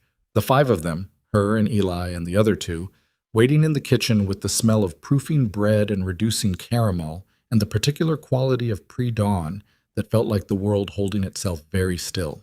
At 4:47, Eli's phone vibrated. He looked at it. Something changed in his posture, a compression, a sharpening. "Webb made contact," he said. He was already typing. He told them the meeting's confirmed, 6 a.m. He looked up. "They're moving early. Change of plan." "How early?" Marisol asked. "We think now. They're moving now." He put the phone to his ear, and she heard him talking in clipped, rapid sentences to someone on the other end. Then he came off the call and looked at her with the specific expression of someone delivering information they would rather not deliver. 2 teams. 1 toward the meeting location. 1 here. He paused. ETA 18 minutes. 18 minutes. She looked at her kitchen, at the bread she'd been proofing, at the caramel on the stove, at 60 pounds of cast iron mixer and 4 heavy sheet pans and 5 years of knowing exactly how every single inch of this space worked. "Positions," she said. "Now, same as we planned." Eli hesitated 1/2 second.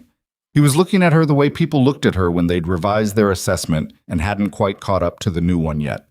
Then he nodded, and the 4 of them moved, and Marisol turned up the caramel 1 more notch and went to stand behind the counter where she'd stood for 5 years, and pulled in a slow breath and let it out and waited. They came in through the alley. Marisol heard it before she saw it. The particular sound of the alley door, the one Tanisha was always telling her to lock properly, and for 1 fractured second she felt something almost like dark humor, because of course, it was that door. She'd been warned 100 times.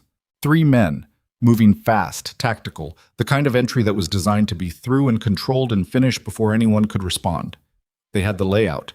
Webb had given it to them. And they moved toward the prep kitchen with the confidence of people who knew where they were going. The flour caught the first one. Eli had rigged the sack, 10 kilograms of bread flour, in a drawstring bag suspended from the prep ceiling rack, trip line at ankle height across the corridor threshold. And when the first man came through, the bag came down and detonated in a white cloud that was dense enough to blind for a full 3 seconds. The man made a sound and went sideways into the rack, and Eli was on him before the flour settled. The second man adjusted fast. He'd been trained for surprises. He sidestepped and pushed forward through the cloud and came into the main kitchen area, where the caramel was. Marisol had it on the stone floor between the prep station and the display case, poured in a wide arc while Eli was setting the trip line, still liquid hot from the stove, cooling now into something that grabbed at the soles of boots the way tar grabs at anything unfortunate enough to land in it. The man stepped in it, and his forward movement became something else entirely.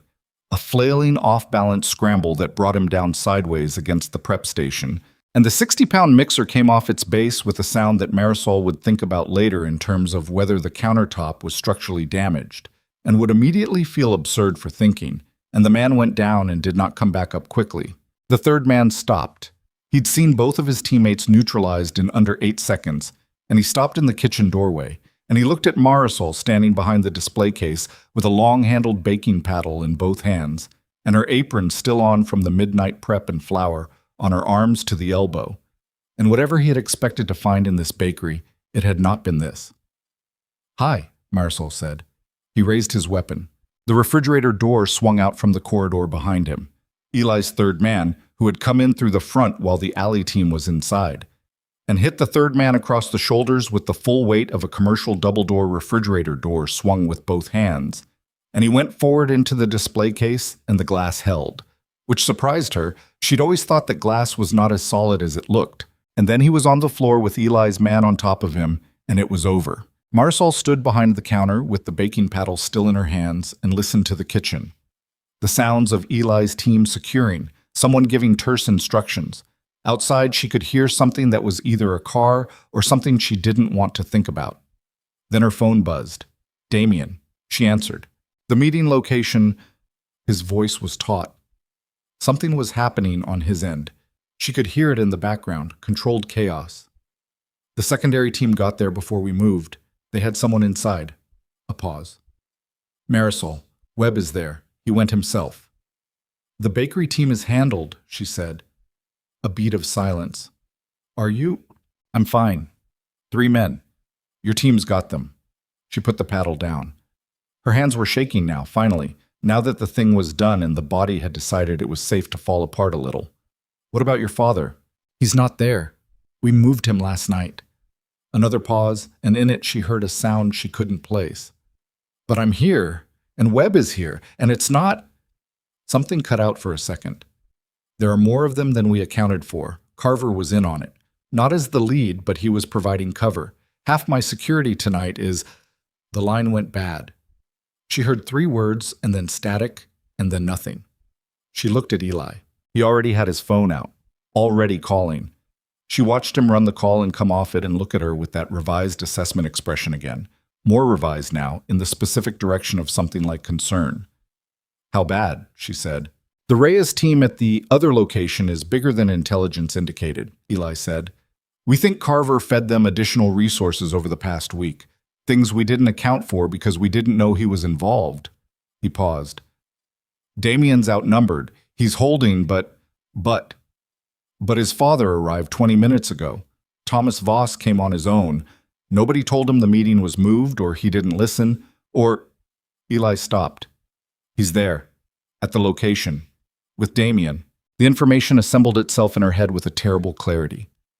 Thomas Voss, dying, lungs failing, the man who had built everything and needed to hand it to someone, was in a building where his son was outnumbered, and a man who had been his son's most trusted lieutenant for 11 years was directing the assault from inside the room. Address, she said. Marisol, Eli, address. He looked at her for 1 full second.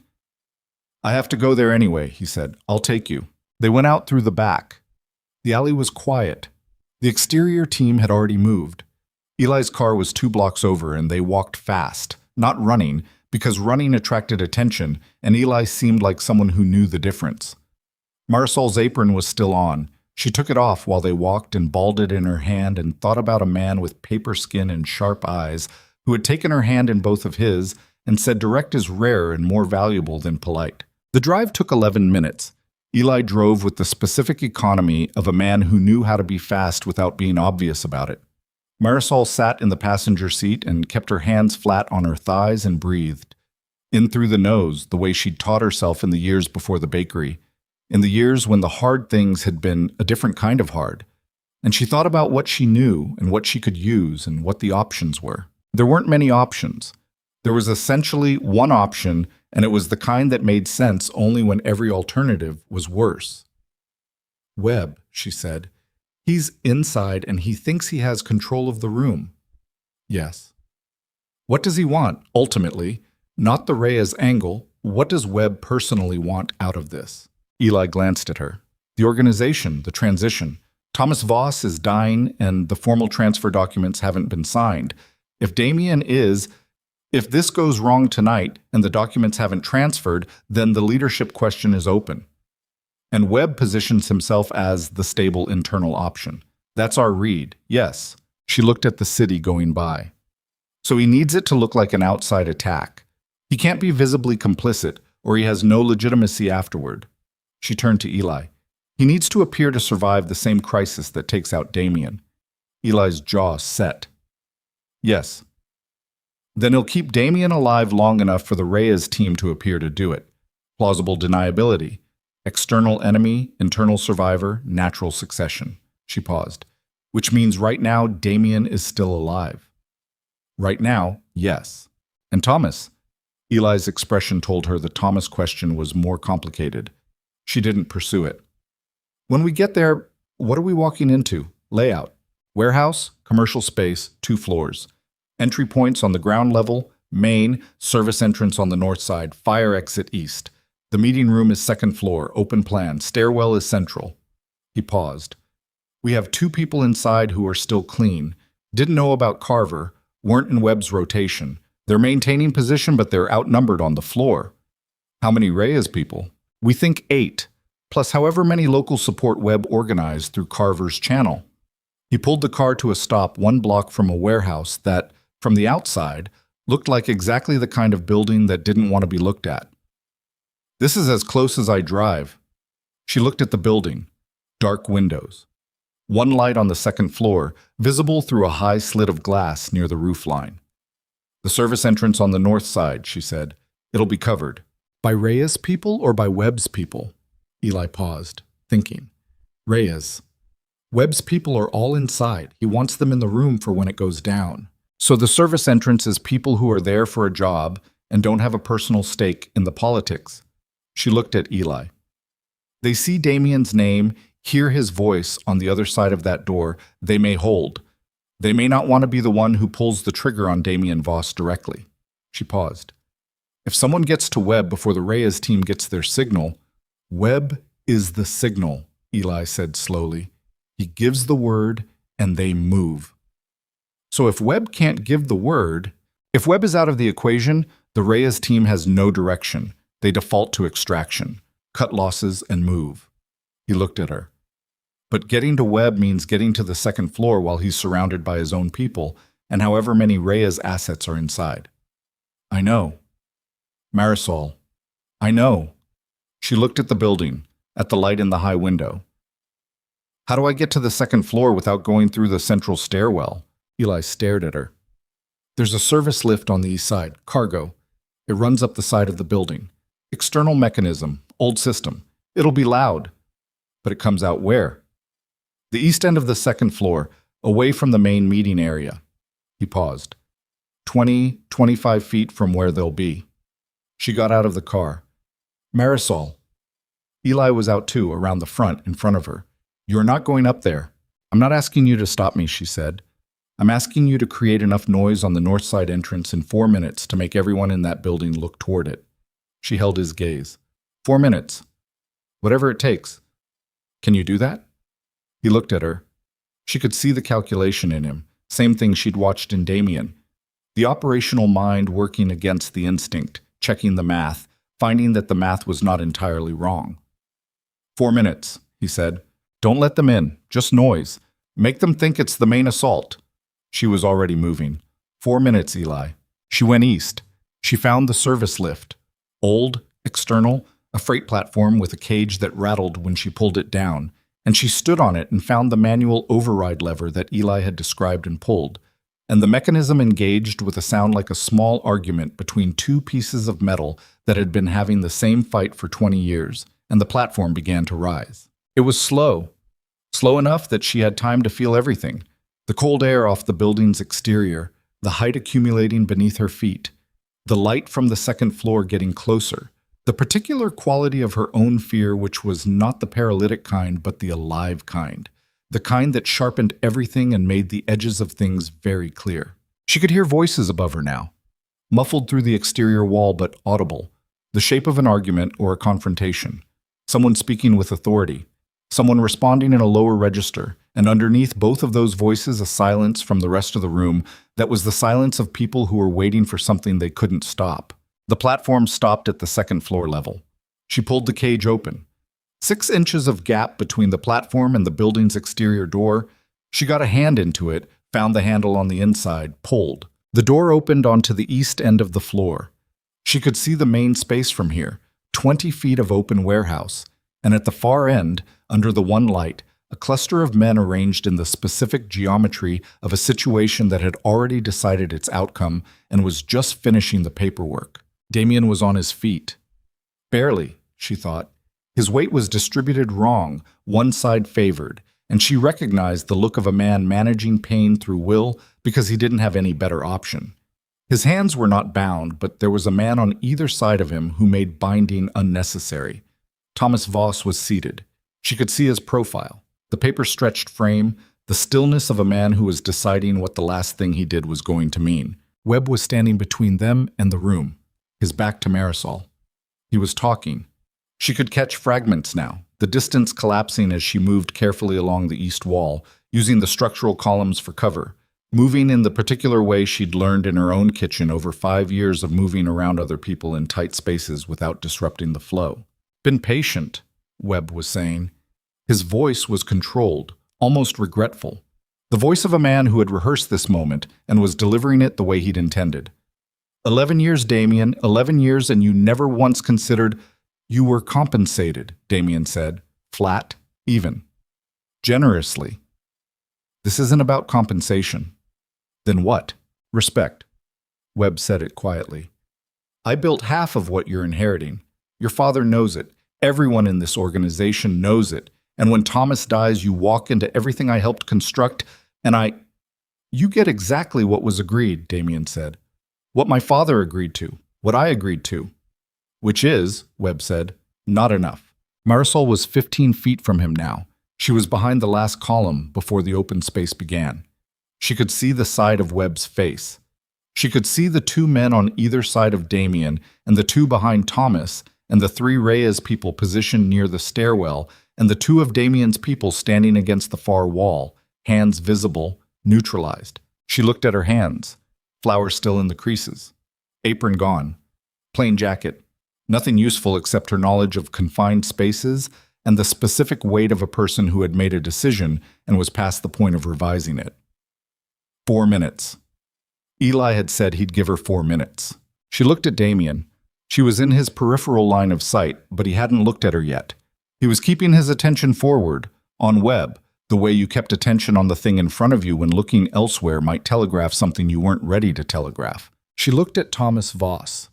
He was looking at Webb. And then, as if something in the room's air had changed by a fraction of a degree, he turned his head, just slightly, just enough, and looked directly at Marisol standing behind the column. The old man's eyes were sharp and dark and exactly his son's. She saw him take in the information, her presence, her position, her stillness, and she watched him make a decision, the kind of decision that moved across an old face like weather. He did not look away. He looked at Webb. And he said, loudly and clearly, Marcus, I want to ask you something. Webb turned toward Thomas, away from Marisol.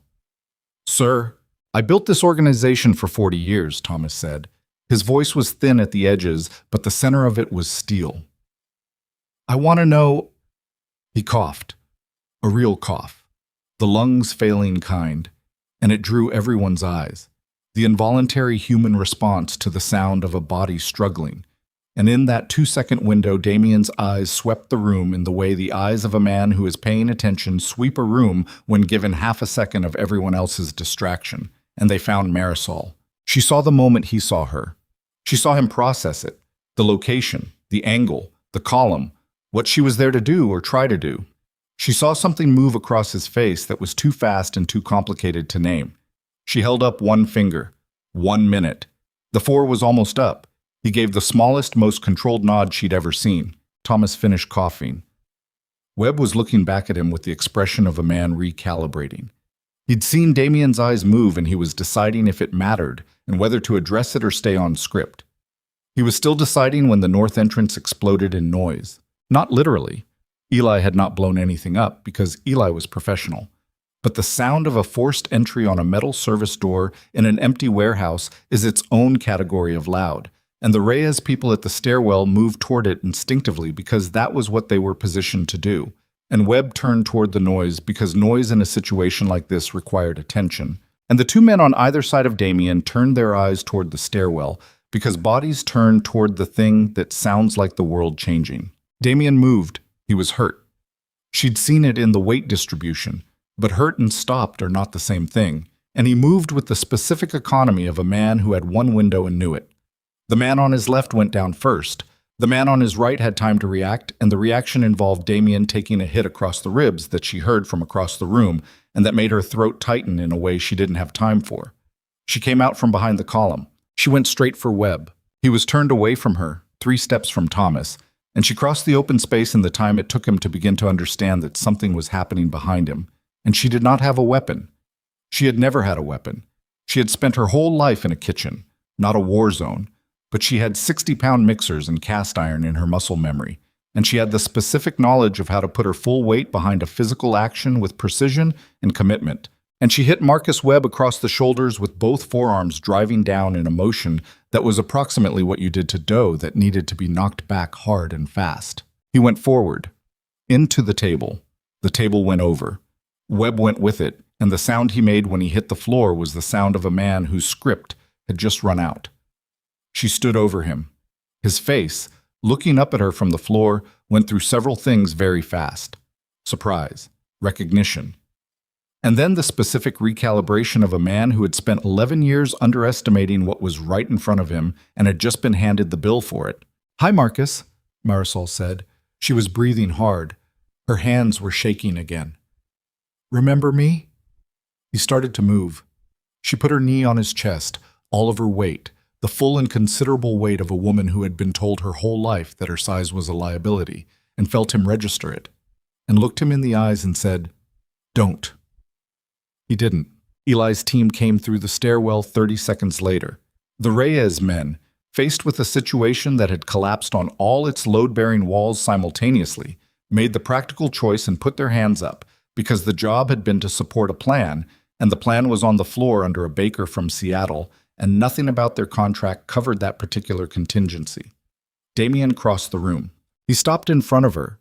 He was breathing in the measured way of someone managing significant pain, and there was blood on his jaw from somewhere she hadn't seen happen.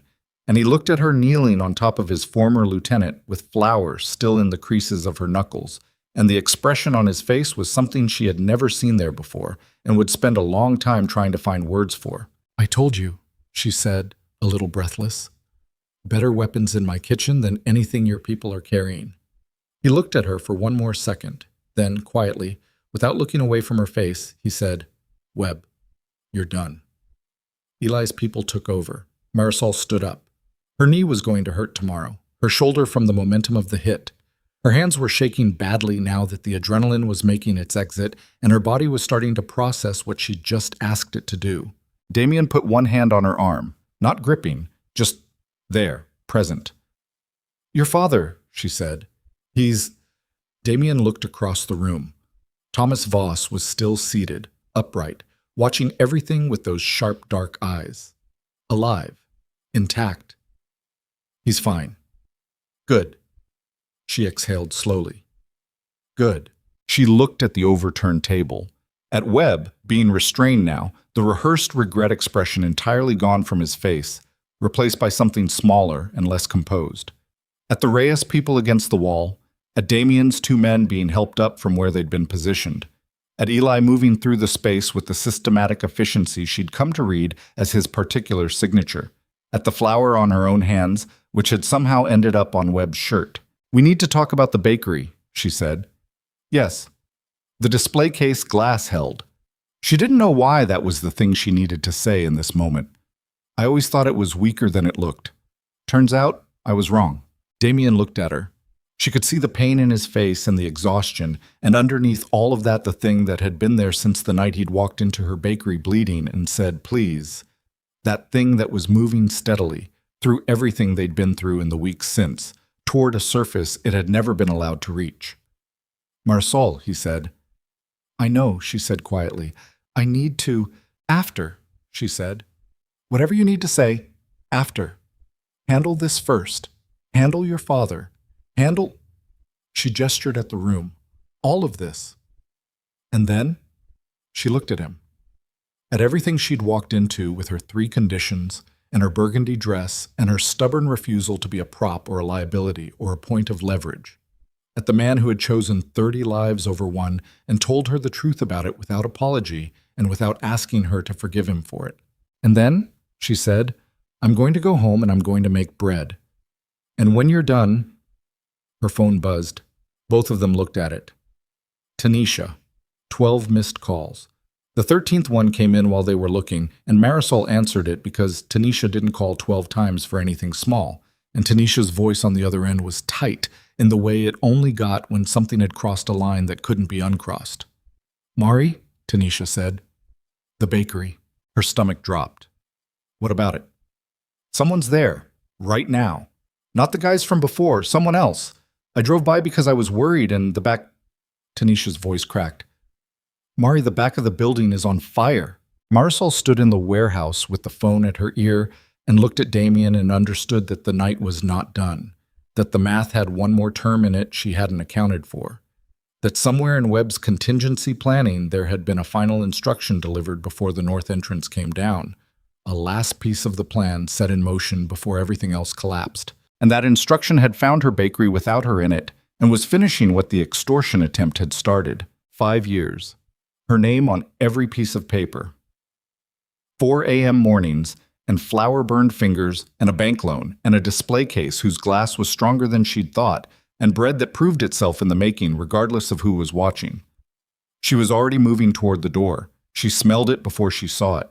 2 blocks out, with Eli driving and Damien in the passenger seat making calls in a voice that had gone completely flat, she smelled the smoke. Not the good kind, not the bread kind, not the warm yeast and butter smell that lived in her clothes and her hair and had become so native to her that she stopped noticing it years ago. This was the other kind, acrid and chemical and final, the smell of something that had taken years to build being reduced to its components in an hour. Eli stopped the car at the end of the block. The back of the building was lit orange against the pre-dawn dark, not an inferno yet, but moving in that direction with the patient confidence of something that knew it had time. 2 fire engines were already there. Tanisha had called it in, Marisol would learn later, the second she'd hung up, and the firefighters were working the alley side where it had started, keeping it from the neighboring buildings, doing the math that firefighters do about what can be saved and what is already a different calculation. Marisol got out of the car and stood on the sidewalk and looked at her bakery. The front was intact. The display window was dark but unbroken. The glass that had held against a shoved display case and apparently was made of sterner stuff than she'd always assumed. The signage was fine. The front door was fine. It was the back, the prep kitchen, the freight area, the place where she'd spent most of her waking hours for 5 years, that was burning. She stood there and breathed in the smoke and felt the heat from half a block away and understood, with the specific comprehension that comes after a very long night when your body has run out of adrenaline and what's left is just the unmediated truth of things, that this was the part where she was supposed to fall apart. She didn't fall apart. She looked at the fire and did the math. The structural walls were brick original, 1940s construction. Fire was in the rear addition, which was wood frame. The front section, display, seating, the main counter, the case whose glass it held, was separated by the original brick wall that the previous owner had never bothered to take down because it was cheaper to work around. That wall was, right now, the most valuable thing she owned. The front section, she said. Eli was beside her. What? The original brick wall between the front and the prep area. If they can contain it to the addition. Marisol. Damien was behind her. His hand came to her shoulder, not gripping, the same way it had been at the warehouse, just present. Don't. Don't what? Don't calculate right now. Just stand here for a minute. She turned and looked at him. He was hurt. The ribs from the warehouse, the cut on his jaw. Something in the way he was holding himself that suggested the managed pain posture had become simply the pain posture. He'd been on the phone since they got in the car, and she hadn't heard most of it and didn't need to, because the calls were the machine of his world running its cleanup, and she trusted Eli to know what was critical. What was in front of her right now was his face in the orange light from her burning bakery and the specific way he was looking at her that said he understood, without her having to explain what she was standing here losing. The brick wall will hold, she said. Her voice was steady. She had decided it would be steady, and it was. The front section is going to be fine. Okay, he said. He didn't argue with the calculation. He didn't tell her she couldn't know that. He just said okay. The way she'd said it to him across a counter at the beginning of all of this, when he'd needed someone to accept the shape of what he was without demanding it be different, she turned back to the fire. A firefighter came out of the alley entrance and spoke to someone with a radio, and she watched his body language and read it the way she'd been reading body language across counters and in rooms and at galas her whole life, and what she read was contained, not gone, not saved, but contained. The brick wall was holding. She let out a breath that had been in her chest for about 6 minutes. Tanisha appeared from the direction of the fire engines. She'd been talking to someone, clipboard, the fierce negotiating expression she deployed when she was getting information out of people who didn't want to give it. She came to Marisol and stood beside her and looked at the orange glow in the alley, and then at Marisol's face, and for a moment neither of them said anything, because they had been friends since the 3rd grade, and they both knew when the other one needed quiet more than words. Then Tanisha said, "Front section's going to be fine." "I know." "The prep kitchen is probably—" "I know." Tanisha nodded, looked at Damien, looked back at Marisol. "Are you okay?"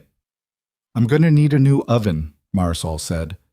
Tanisha made a sound that was almost a laugh and almost something else. She put her arm through Marisol's and they stood there together and watched the firefighters work and the sky begin, at its far eastern edge, to consider the possibility of morning. The investigation took 3 weeks. The arsonist was found in 48 hours. One of Carver's local contacts, low level, the kind of man who did specific jobs for specific payments and didn't ask about the architecture above him. He gave up Carver's involvement in exchange for a conversation with the DA that Marisol was not privy to and didn't ask about.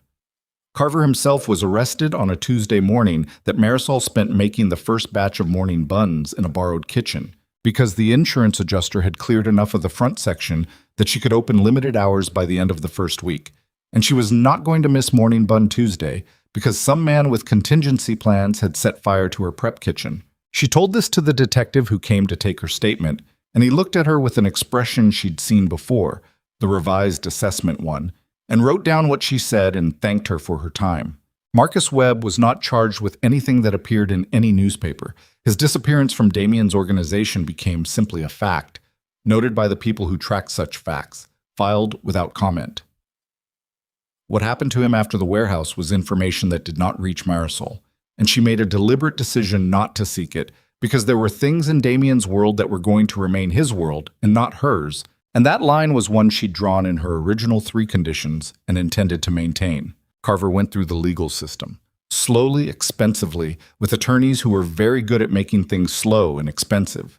Marisol gave her statement and did not attend any proceedings and did not think about him more than she could help. The bakery was the thing she thought about, the thing she worked on every day, with a focus that crowded out most of the aftermath because it was immediate and physical and hers. The prep kitchen had to be gutted and rebuilt from the floor up. The freight area was a loss. The brick wall had held exactly as she'd calculated, and the front section, display, seating, counter, the case whose glass was apparently structural grade, was intact and usable after cleaning and repainting and replacing 3 ceiling tiles that had taken smoke damage. She opened the front section at limited hours by day 8. She made bread in Tanisha's kitchen before dawn and carried it in and stocked the display case and opened the door, and Mrs. Okafor was the first one through it at 8 a.m. sharp and sat in her window table and ordered her usual and looked around the partially repaired space and said, "It smells the same." "Bread's the same," Marisol said. "Then it's fine." Mrs. Okafor picked up her coffee. "Everything else is just walls." Damien came in at 9. He looked better than he had on the night of the warehouse. The ribs had been properly seen to. The cut on his jaw was healed to a thin line. The careful weight management posture was gone. He sat at the counter, not the corner table, and she poured his coffee and set it in front of him, and they looked at each other across the counter, and the morning was very quiet. "How's the rebuild going?" he said. "Slowly."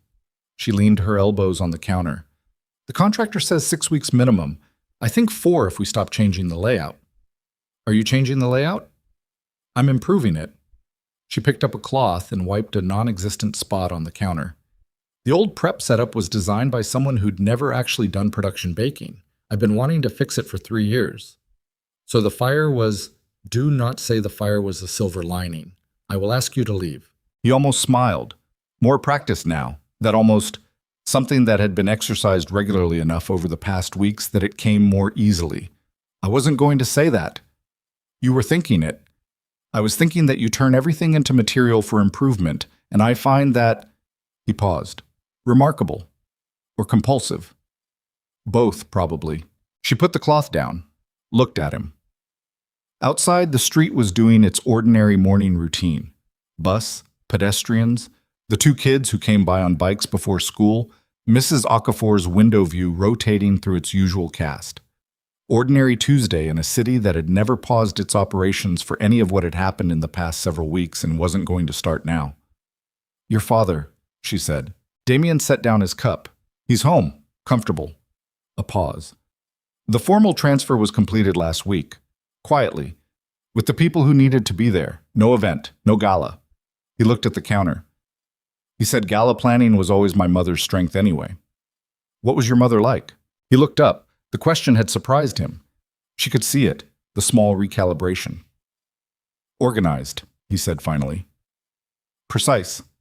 She had very high standards for how things should be done." He considered. "She would have liked you." "She would have had opinions about my baking," Marisol said.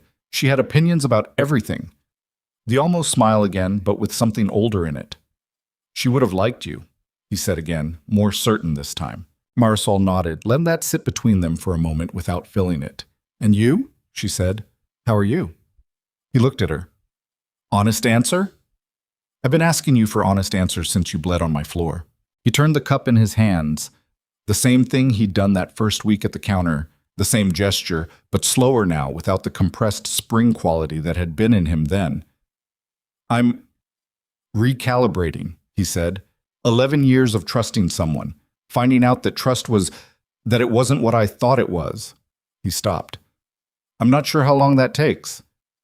"Longer than you want it to." "Yes, and shorter than you think." She looked at him. "You've already done a lot of it. You just haven't noticed because you've been busy." He looked at her for a moment. "Is that how it worked for you? The things that knocked you sideways?" She thought about this honestly. "I grew up being told I was too much of everything that didn't matter and not enough of everything that did," she said. "That takes a while to unknock. But you do it in the middle of other things. You do it while you're making bread, or running your numbers, or arguing with your contractor about the prep layout. You look up one day and notice the knock isn't in you the same way it was. And it's gone?" "No." She shook her head. "It's just yours. You've incorporated it. It's part of the structure instead of a crack in it." He was quiet for a while. The morning moved around them. Mrs. Okafor finished her coffee and waved on her way out. 2 regulars came in, ordered, sat. The small ordinary machine of the place running itself. "I need to tell you something," Damien said. She straightened up, set down the cloth. "Okay. The engagement." He stopped, reorganized. "The original reason for it is no longer relevant. My father completed the transfer. The internal situation is handled. There's no political need, no—" He looked at the counter. "The conditions you agreed to are not your obligations anymore. I want you to know that." She looked at him. He was not looking at her.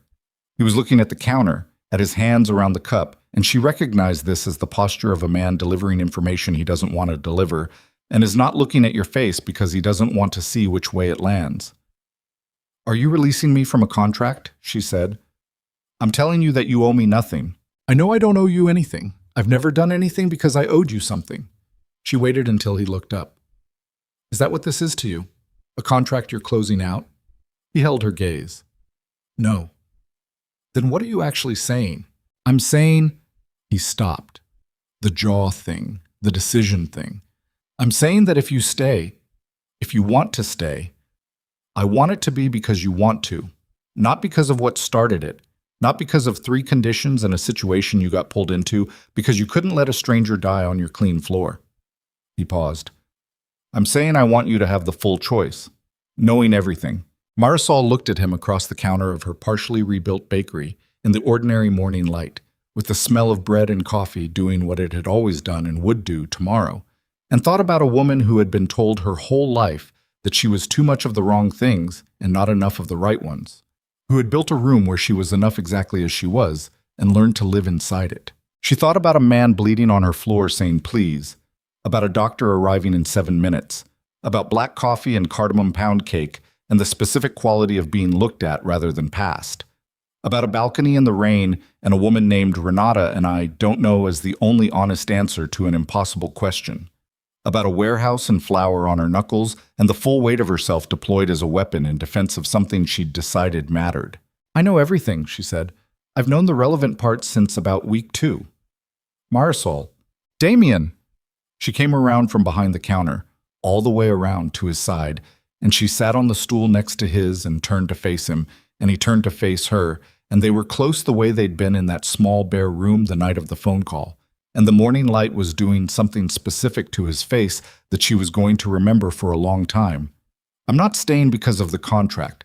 I'm not staying out of obligation or fear or because I don't have better options.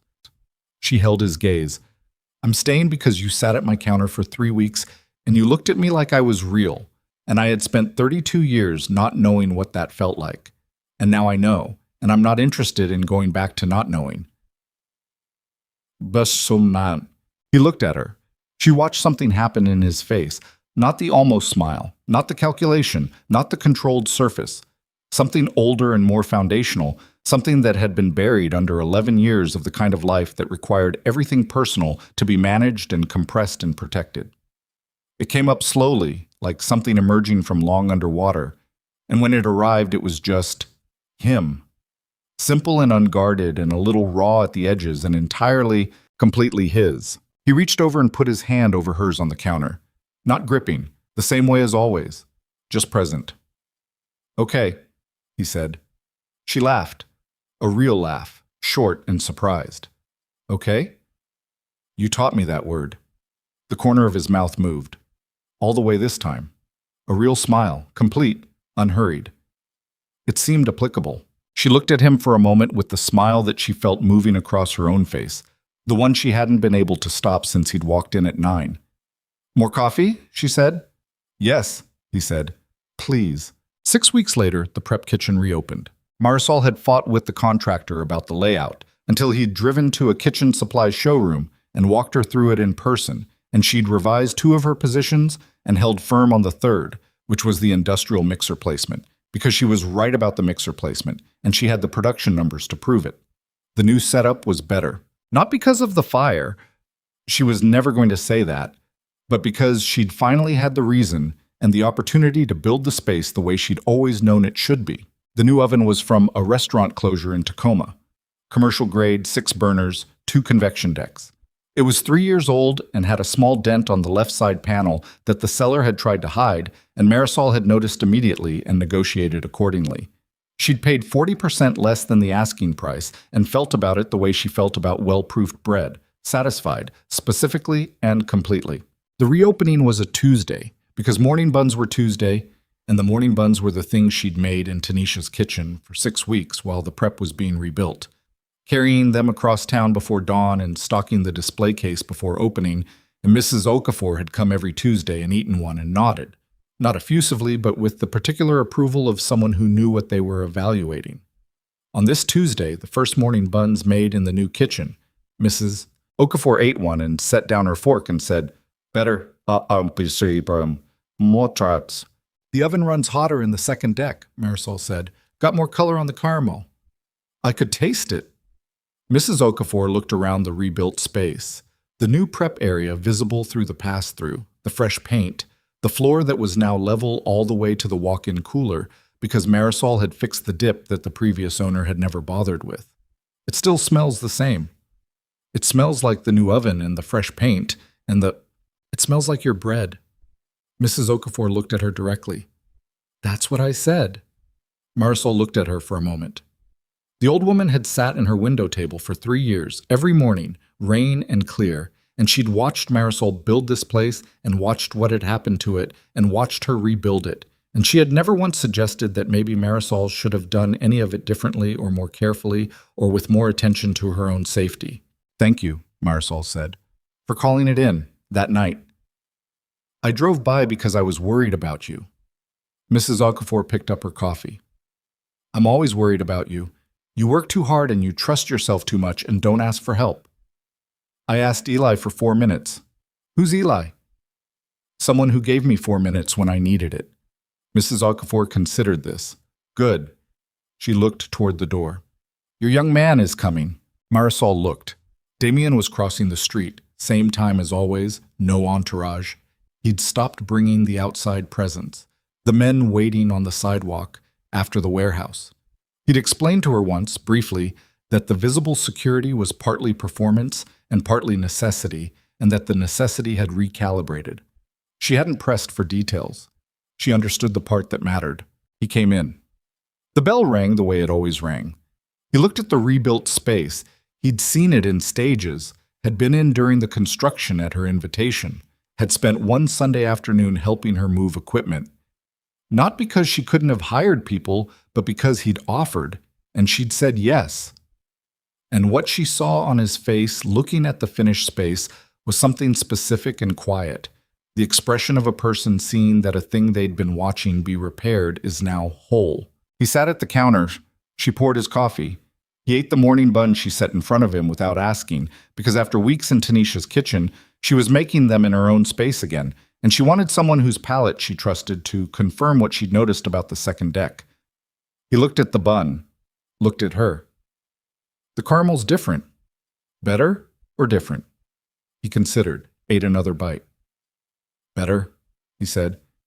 More. He looked for the word. Present. The new oven runs hotter in the second deck. She leaned on the counter. I was right about the mixer placement. I know, you've told me. I'll probably tell you again. I know. The real smile, unhurried.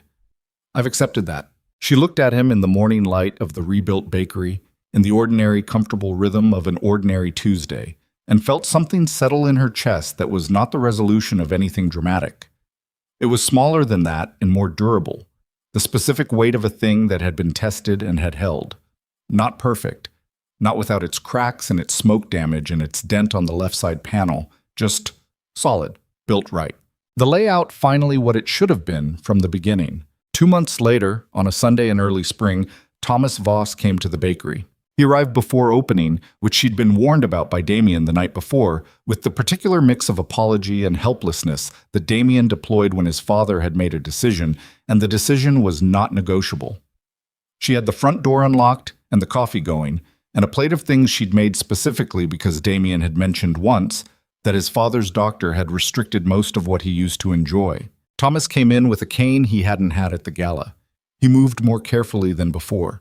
The paper-stretched look was more pronounced, the frame smaller inside the coat. But the eyes were the same, sharp and dark, and ahead of everything. He sat at the counter. She set coffee in front of him. Half strength, she'd done the research. And he looked at it and then at her and said, "You know about the lungs." Damien mentioned it. He mentions things to you, most things. She poured her own cup and sat on the stool across from him. Not everything. We've worked out which is which. Thomas looked at her for a long moment. The assessing quality she'd felt at the gala was there, but it had changed in character. Less like a test being administered and more like a conclusion being confirmed. He talked about you, Thomas said, before you knew who he was. Before all of it. He wrapped both hands around the cup.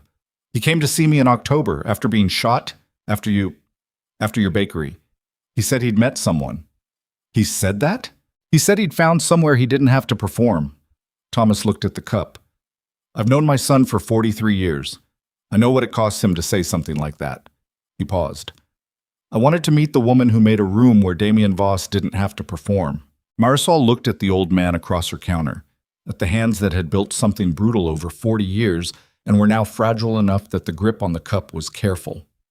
At the eyes that had watched his son become what the work required and had, she understood this in a way she couldn't have articulated, lived with that the way parents lived with the specific losses that came from the choices their children had to make.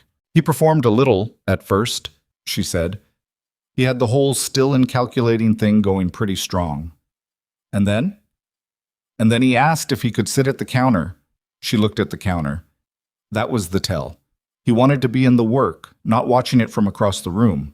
Thomas nodded slowly, like a man confirming something he'd already known.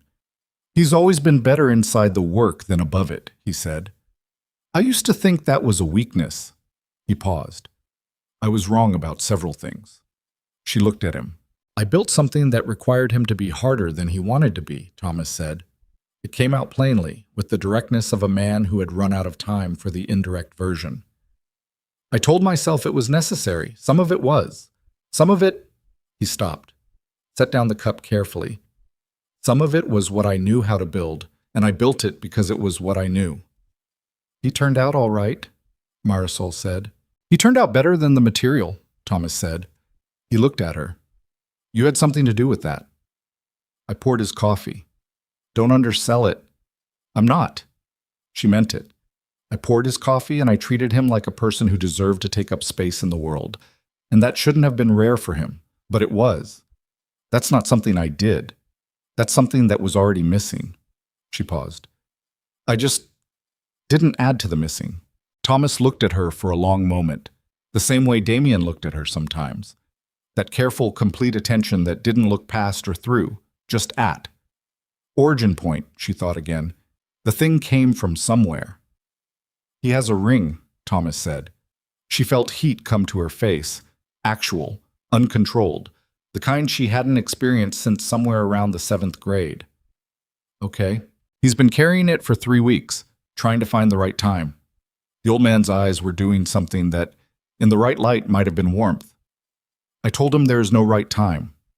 There's just the decision. What did he say? He said he wanted to be sure she knew it wasn't about the other reasons anymore. That it was only about… Thomas paused. He said it was only about the fact that the world is smaller and worse when she's not in it. Marisol looked at the counter. At her hands on it, flour in the creases because it was Sunday morning and she'd been baking since 5 and she always had flour in the creases. She breathed in, she breathed out. He could have just said that, she said. Men like my son don't say things until they're certain they mean them completely, Thomas said. It takes longer, but when they say it, it stays said. She nodded slowly. How are your lungs? She said. Thomas blinked. Then he laughed. Short and real, the same reorganizing laugh she'd gotten from him at the gala, when she'd said he mostly saved it himself by not dying on my floor. Terrible, he said. The coffee is helping. It's half strength. I know. He picked up the cup. Don't tell me. Let me pretend it's real. She let him pretend. Damien put the ring in front of her on a Wednesday. Not a special Wednesday. No occasion, no planning she could identify. The tail end of a slow morning after the rush had cleared and Mrs. Okafor had gone home, and the two of them were alone in the bakery with the rain doing its usual Seattle argument with the windows. He set it on the counter between them, small box, dark wood. He didn't open it immediately. He looked at it for a second and then at her. I know the timing is… Damien. I've been trying to find the right… Damien. She put her hand over the box. Open it. He opened it. The ring inside was not what she would have expected from a man with his resources. Not large, not ostentatious, not the kind of thing that announced itself. It was specific. A dark oval stone she couldn't immediately name, set in something that was warm rather than bright. The whole thing designed as though it knew the hand it was made for and had structured itself accordingly. Alexandrite, he said. It changes color in different light. He paused. I thought that was… appropriate, she said. I was going to say something else. What were you going to say? He looked at the ring, then at her. I was going to say it reminded me of you, not because you're changeable, because you're different in every light and consistently yourself in all of them. He stopped. That sounded better in my head. It sounded fine, she said. Her voice was doing something she couldn't control and she didn't try to. It sounded exactly fine. I'm not asking because of anything that happened, he said. Not the original arrangement, not the gala, not… He stopped, found the center of it. I'm asking because the world is smaller when you're not in it, and I've lived in a very small world for a long time, and I don't want to do that anymore. She looked at him across the counter of her rebuilt bakery in the Wednesday morning rain, with the smell of bread doing what it had always done, and the ring box open between them, and 32 years of being told she was not the woman someone chose, finally, comprehensively, and without remainder, wrong. She picked up the ring, held it in the light. It moved from green to something between wine and amber and back, shifting as she turned it, the stone alive with its own internal weather. Yes, she said. Obviously, yes. He let out a breath. She felt it across the counter, actual release, the kind that meant he had not been as certain as he'd appeared, that the ask had cost something, that certainty was something he was still learning to extend to the parts of his life that weren't operational. She handed the ring back to him and held out her left hand. He put it on. It fit. Of course it fit. He was a man who measured things, but it fit in the way that felt inevitable rather than calculated, the way a thing settles into the space it was made for. She looked at it on her hand, at the stone doing its color-shifting thing in the morning light, at his hand still holding hers across the counter. "More coffee?" she said. He looked at her, the real smile, complete and unhurried. "Please." They married in September on the coast, 41 people, small enough that everyone present was someone they'd actually chosen, large enough that Mrs. Okafor had a table with 3 of her friends and spent the ceremony nodding with the settled satisfaction of a woman whose assessments had been proven correct. Tanisha cried during the vows, which she had promised she would not do, and spent the reception telling everyone within earshot that she had told Marisol, had specifically said when it gets complicated, I'll show up with wine, and this was that. She had done that. She was here. This was the payoff. Thomas Voss sat in the front row with a cane and the half-strength coffee Marisol had made for him in a thermos because the venue only had the regular kind. He watched his son at the end of the aisle, and something in his face did the thing that faces do when they have been carrying something heavy for a long time and set it down. Marisol's dress was burgundy. Not a wedding white. She'd looked at the white options and felt nothing, and she'd looked at the burgundy and felt what she always felt in that color, which was present. Herself. The dress was designed for her specifically, built around the body she had and not the one she was supposed to want, and she wore it the way she'd learned to take up space in her bakery, completely, without apology, because it was hers. She walked herself to the end of the aisle. When people asked, she said she'd always intended to. When Tanisha asked, the real question, asked privately the night before, she said, I got myself here. It seemed right to walk myself in. Damien offered. He offered. She'd looked at her reflection in Tanisha's mirror. I told him the only person who'd earned the right to walk me somewhere was myself. And he said, okay? She'd smiled at her reflection. He's getting good at that. At the end of the aisle, Damien looked at her the way he'd been looking at her since the counter in the first week. Directly at, completely present, interested in what was actually there. The way that had undone her when she was still trying not to be undone. The officiant was brief. They'd requested brief. Neither of them had written long vows because neither of them trafficked in the kind of language that tried to make enormous things sound larger than they were. Damien said 5 sentences. She said 4. The 4 included the words real, whole, chosen, and stay in that order, and she said them in the same steady voice she used for everything that mattered. The voice that did not shake because she had decided it would not shake, and it never did. He said, I do. She said, I do.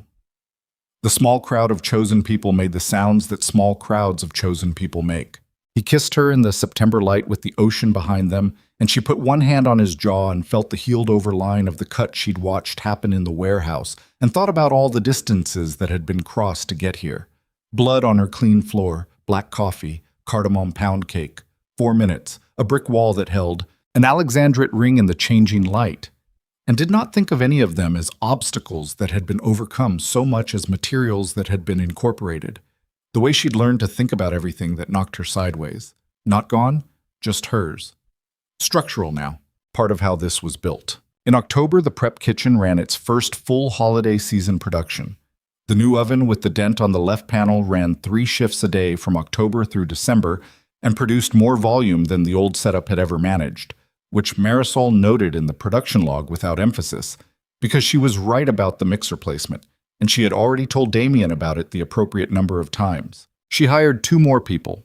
One of them was 23 and had never worked in a professional kitchen, but had a feel for bread that Marisol recognized from the outside, the way you recognized a musical ear, something unteachable that just needed room to develop. She gave it room. The bell above the front door kept ringing.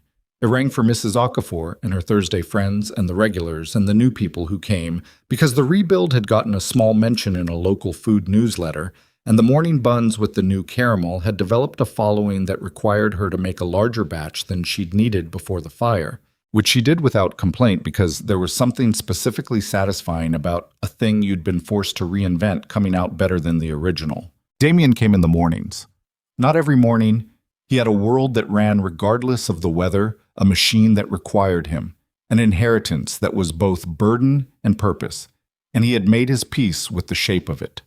But most mornings, the ones that mattered and the ordinary ones too, which were also the ones that mattered. He sat at the counter. She poured his coffee.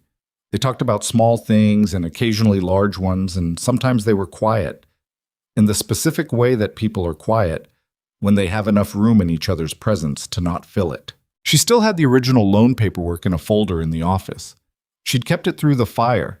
It had been in the front section, the brick wall having done its job, and she kept it after, because it was the first piece of paper with her name on it that meant she'd taken a risk on something she believed in.